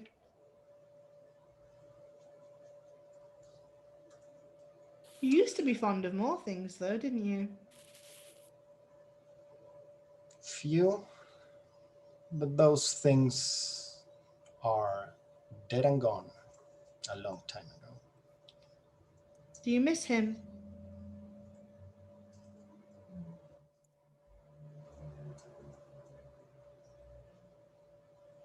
Sometimes. Does it give you peace to know that he is somewhere that the rest of these things can't reach?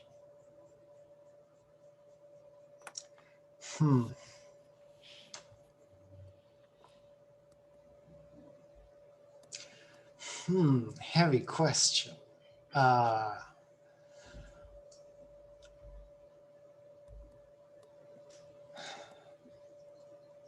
that's a good question. Give me a second. No worries.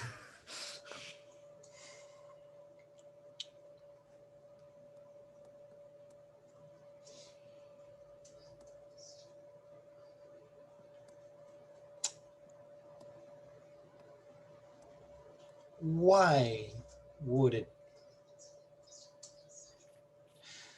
In the sense that, well, he, or I could say even they, sure, are far from these things now, but what do we know of the other side? Do you presume to know? Not necessarily. Maybe they are not far from these things at all. I suppose you would know, wouldn't you? I have an educated guess. It is a common belief, you know, that once a person dies, they're not afraid anymore. It's why so many people who share your skill set tend to have near-death experiences. You almost die once and it's hard to be afraid after that.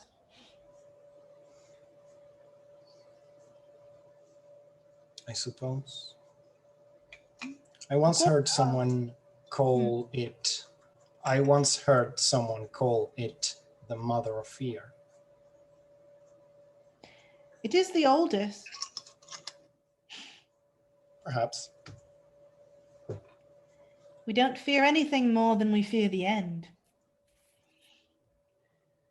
Because it comes for everyone eventually. Unless, of course, something else snatches you up first. So I suppose, in a way, all of the entities are just racing death to see who can claim a person first. Do you ever think about that? Then again, well, immortality just means that you haven't died yet. I've met many immortals, and most of them, well, they do meet the Reaper at some point. You're quite good at speeding that race along, aren't you?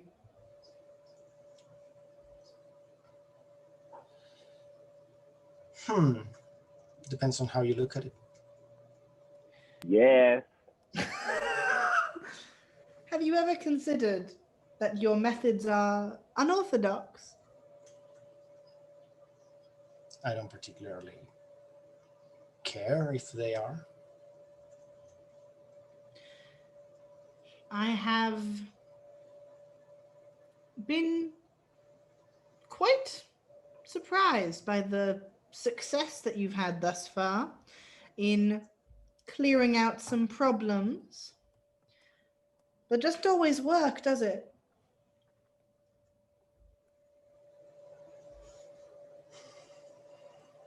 I suppose nothing is certain. Does it make you mad when you can't kill them? Mad? No. It is inconvenient. Is that how you would describe the painter? Laura, is she inconvenient?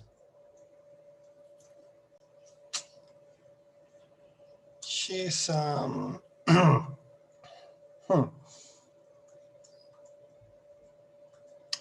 She is a lapse of judgment on my part.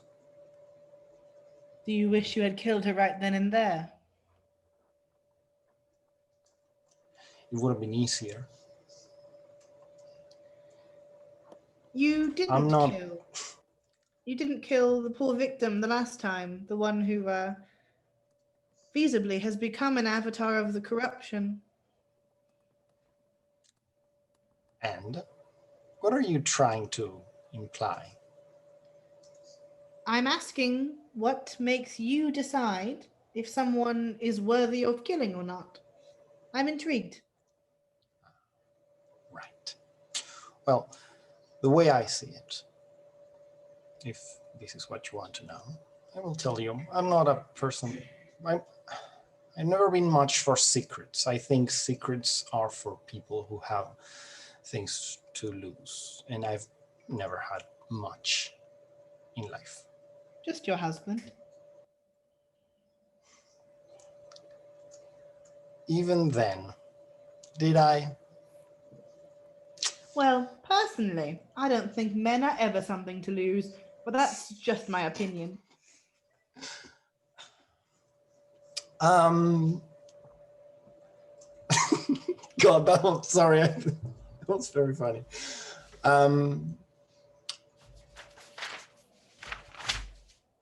I think I'm a firm believer in what some call the balance.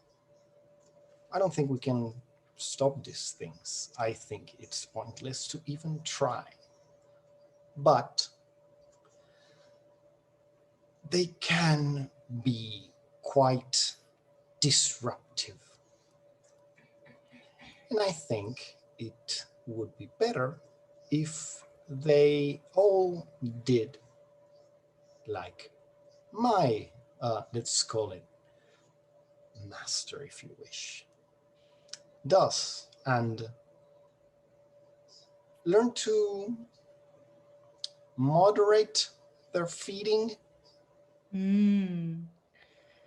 So when I see these disruptive entities, I remove them for, call it the greater good, or simply peace of mind. I prefer things to be quiet and orderly. A person, an avatar of the corruption, if they can manage it, they can manage it. Now, a cult trying to bring along Mr. Pitch, that will get in the news and it will just be like a whole thing. It's going to be a bother for everyone. So, a bunch of people being eaten from the inside by spiders, taking over a whole neighborhood. What if someone wants to move into that neighborhood? It's a pain. I hope they like spiders. Well, I would like it if the spiders would mind their own business. I would like it if everyone would, as much as they can, mind their own business. Is that the answer you wanted to hear? There's no answer that I want. Did you want to hear about my insatiable bloodlust? No, I just like having the information. There's no right or wrong answer to any question. I just like knowing. I suppose. They've reached into one of the drawers of Damien's desk because you mentioned the spiders, and they've taken out the little jar that has the spider in it, and they're just looking at it. And it's built like very fancy and intricate webs inside of this jar, and they're just looking at it. I just like knowing things, that's all. It's very important that I know things. See that it is just that, then. Alina says that like it's something that she's told a lot of people before. Now, I don't know what you're saying. Would you like to elaborate for me? No, I think you know.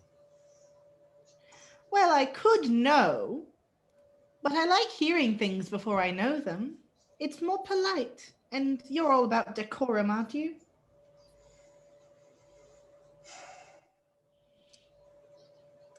Simply put, don't be disruptive. Your kind usually is very good at that. And that's why I like working with you. These institutes. We get along quite nicely, don't we? We do. We're subtle. I do also appreciate that about the eye. Particularly subtle. Of course, there are some things that are less subtle, but we deal with them as we do.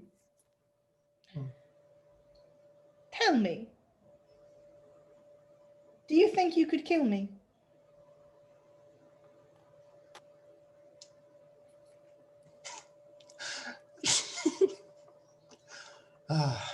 I wish I had a better maintaining myself seriously, because Alina is very serious. Yeah. Alina arches an eyebrow and she says, I am reasonably confident. Do you know what it would do? Just curious. I have an idea. Would you do it? Consequences. About the consequences, I have an idea. Would you do it? Would I do it? Well, I suppose if it was necessary. Even knowing that it would likely kill you and all of your friends? The word friend right there is doing a lot of heavy lifting. They know. they don't mean they say it in the like amicable. Yeah, like in a mocking sense. Yes.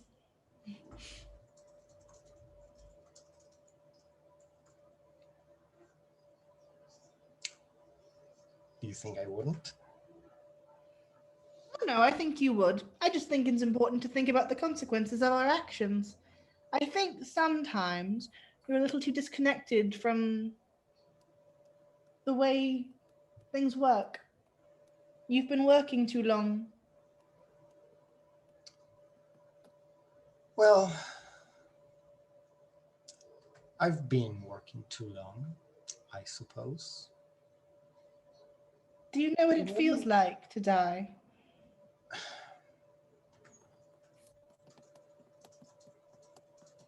You do it so No. often. No. Well, I think it's about time we change that. I'd like you to roll to face your fear. I'm sorry. Is she They're not trying The to ultimate kill me? is No, they're not going to Alina kill dies.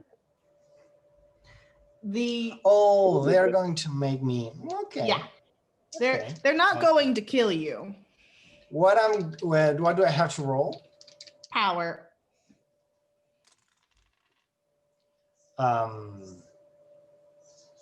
7. Okay, a mixed success. It starts as sort of like a static in your ears because you can feel that same, like, the presence is being exuded outwards from the director's body. And you've never been on the receiving end of your ability, obviously. It's yours. And neither, presumably, has the director. They're standing in front of you, so they're clearly not dead. But they have sort of taken the memory of the people, the memory in that moment, and distilled it down to a sensation where, for a moment, every single second of your life passes and then is snatched away from you. And you feel everything and then nothing. And it's just this, it's so instantaneous, an immediate loss of all things that are you and all things that you have ever cared about and all things that you've ever known and thought and wondered, just all gone at once, like a star going out. And it's not painful and it's not drawn out and it's not torturous, but it's just the instantaneous knowledge that when you do that, that person stops existing. And it's that the split second in death where you realize that you will no longer be here. You will no longer have a niche in the world. You will no longer have a space in the narrative that the world is building. And you just feel that for a moment before you can sort of shake it off and blink yourself out of it.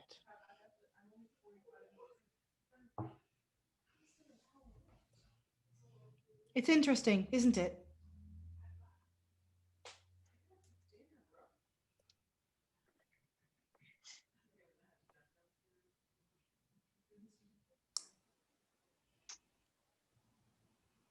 Aline is sort of thinking about her life and how she's lived her life.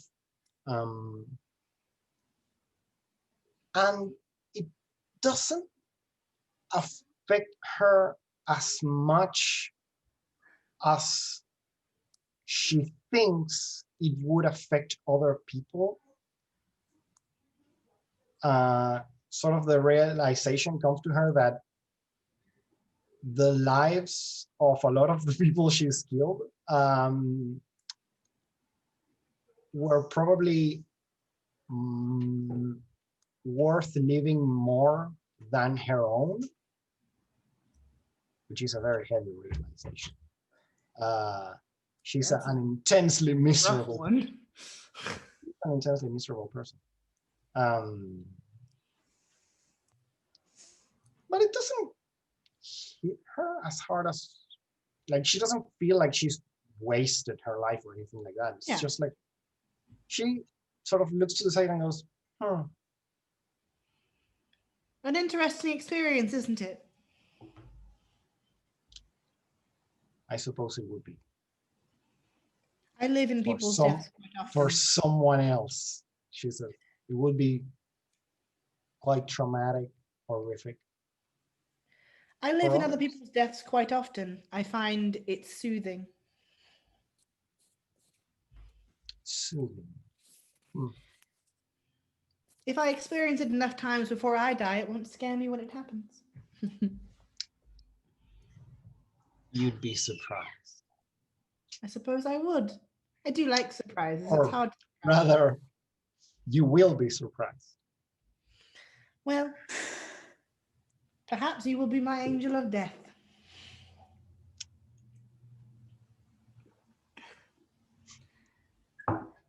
Is there anything you'd like to ask me? Thank you for indulging my questions.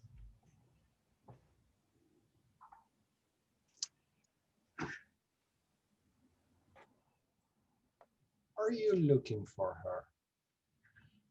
For Laura, I know where she is. I don't mean Laura. Hmm? I do not mean Laura. Oh.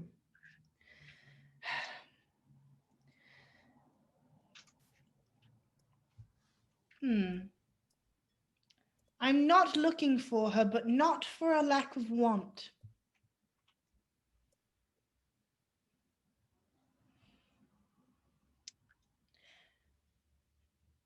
I assumed you knew Well, like everything. what I mean to ask is like, are they actively looking for Cell?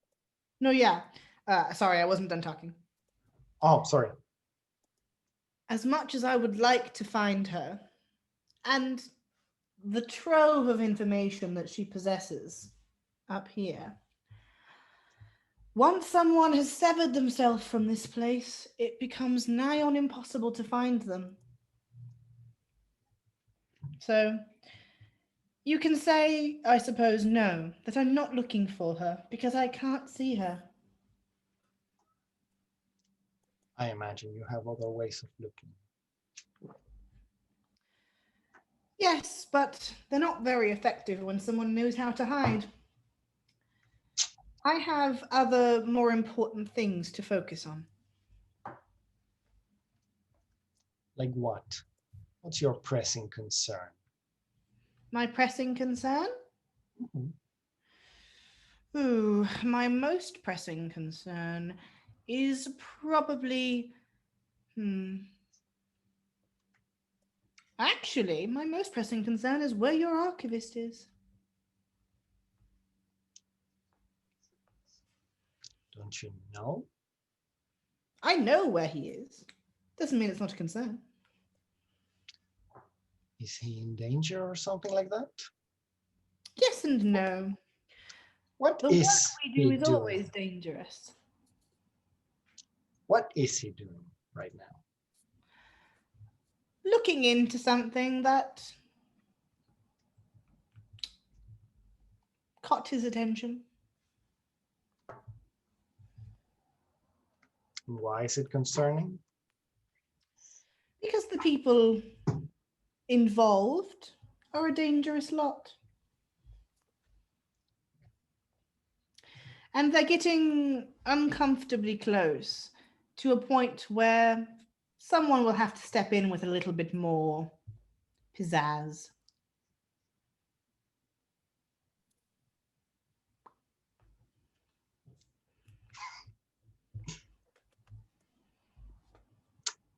Well, let's hope the archivist gets back soon then, and we can deal with that at its time. Indeed. It may come sooner than you think.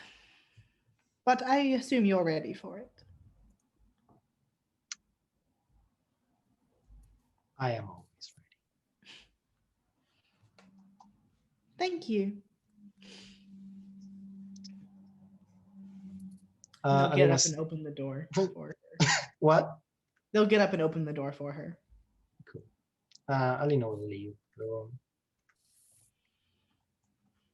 They sort of like leave after you and they grab their like coat and the files that they were flipping through. And they put the spider back down on the desk, and like smile at all of you on the way out. Just, my office is on the top floor if you're ever interested in talking. And then heads up to the elevator.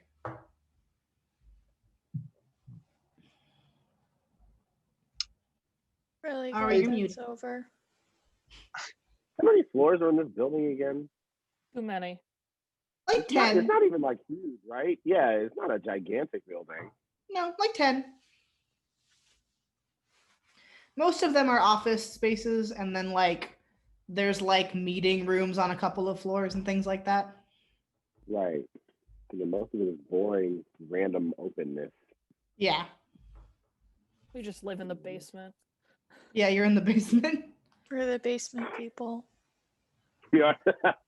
Yeah. Apia, may I have a moment, please, in private? Apia stands up, turns off because they were listening to doing the same thing they were doing earlier, and like goes over to you. Well, I will like try to find a place where we can like talk in private. I know, like, I'm not trying to hide per se, but it's just like a matter of comfort, I guess. Hey, Pia, your chat with the director was quite eventful.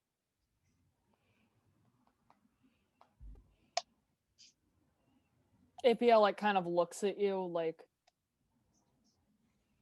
how do you know that?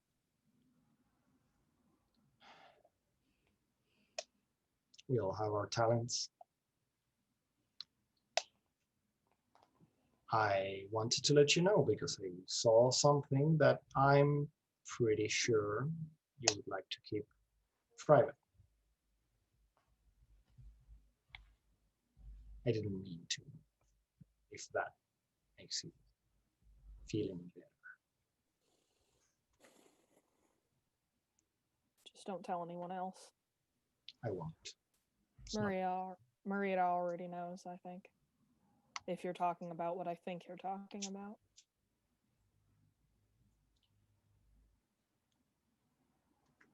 That's just one thing I wanted to make clear. The second thing I want to make clear is, or I guess the second matter that I wanted to speak to you about is you don't trust me, which I don't blame you for. I know I can be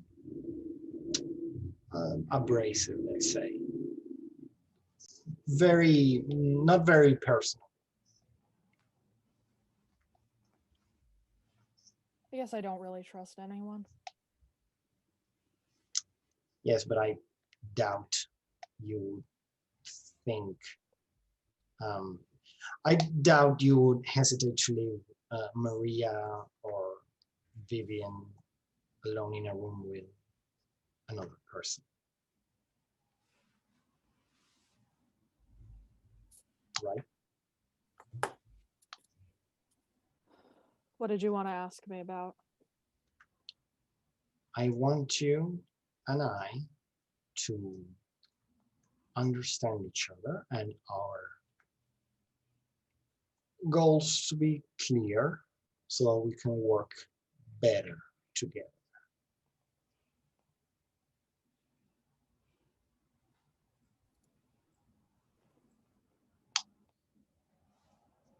So kind of I Yeah. tell you what I'm in for and you tell me what you're in for?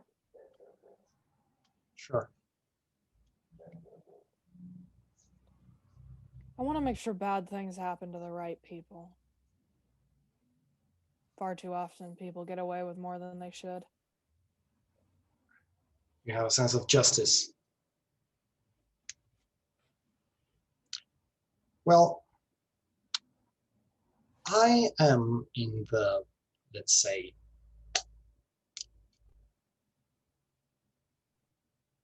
in the pursuit of balance.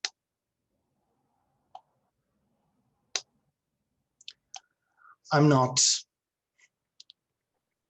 a bloodthirsty murderer. I will not say I'm not a murderer, because I am. But I'm in the interest of the big picture, of making sure there's still people existing in the world.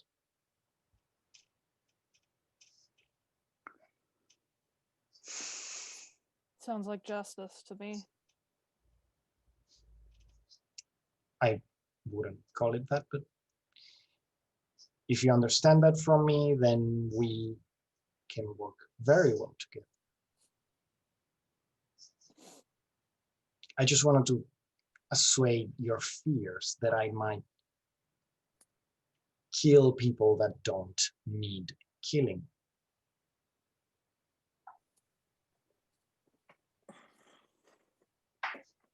All right. Thank Very you. well.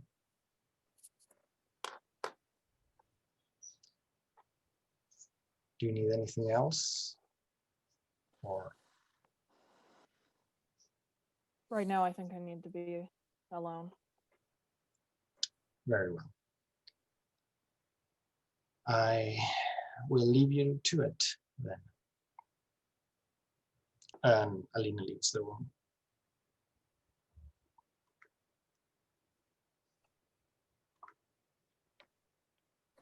Cool. Thank you all for coming to your personnel evaluations. Do you want to do goodbyes? Do you want to start with Ro? We'll go backwards. Hello, I'm Ro. I use they, them pronouns. I played Alina, the murder grandma. And I have no knowledge of things. Give me a second. You can follow me on Twitter at Ro de Valois, or you can follow the Twitter of the webcomic, the fantasy style webcomic that I make with my partner at Of Dwarfs and Men on Twitter, or you can just go to the site at arlefcomics.com. Share it and like it. It helps my ego, at least. Birdie. Hello, I am Birdie. I use she or they pronouns. Been playing Maria, who uses she, her, and is going through it. You can find so much. Me. You can find me on Twitter at Pekasaba, or basically everywhere else at Elephant Bird with a 3 instead of the second E. So that's Elthriphant Bird. Ari.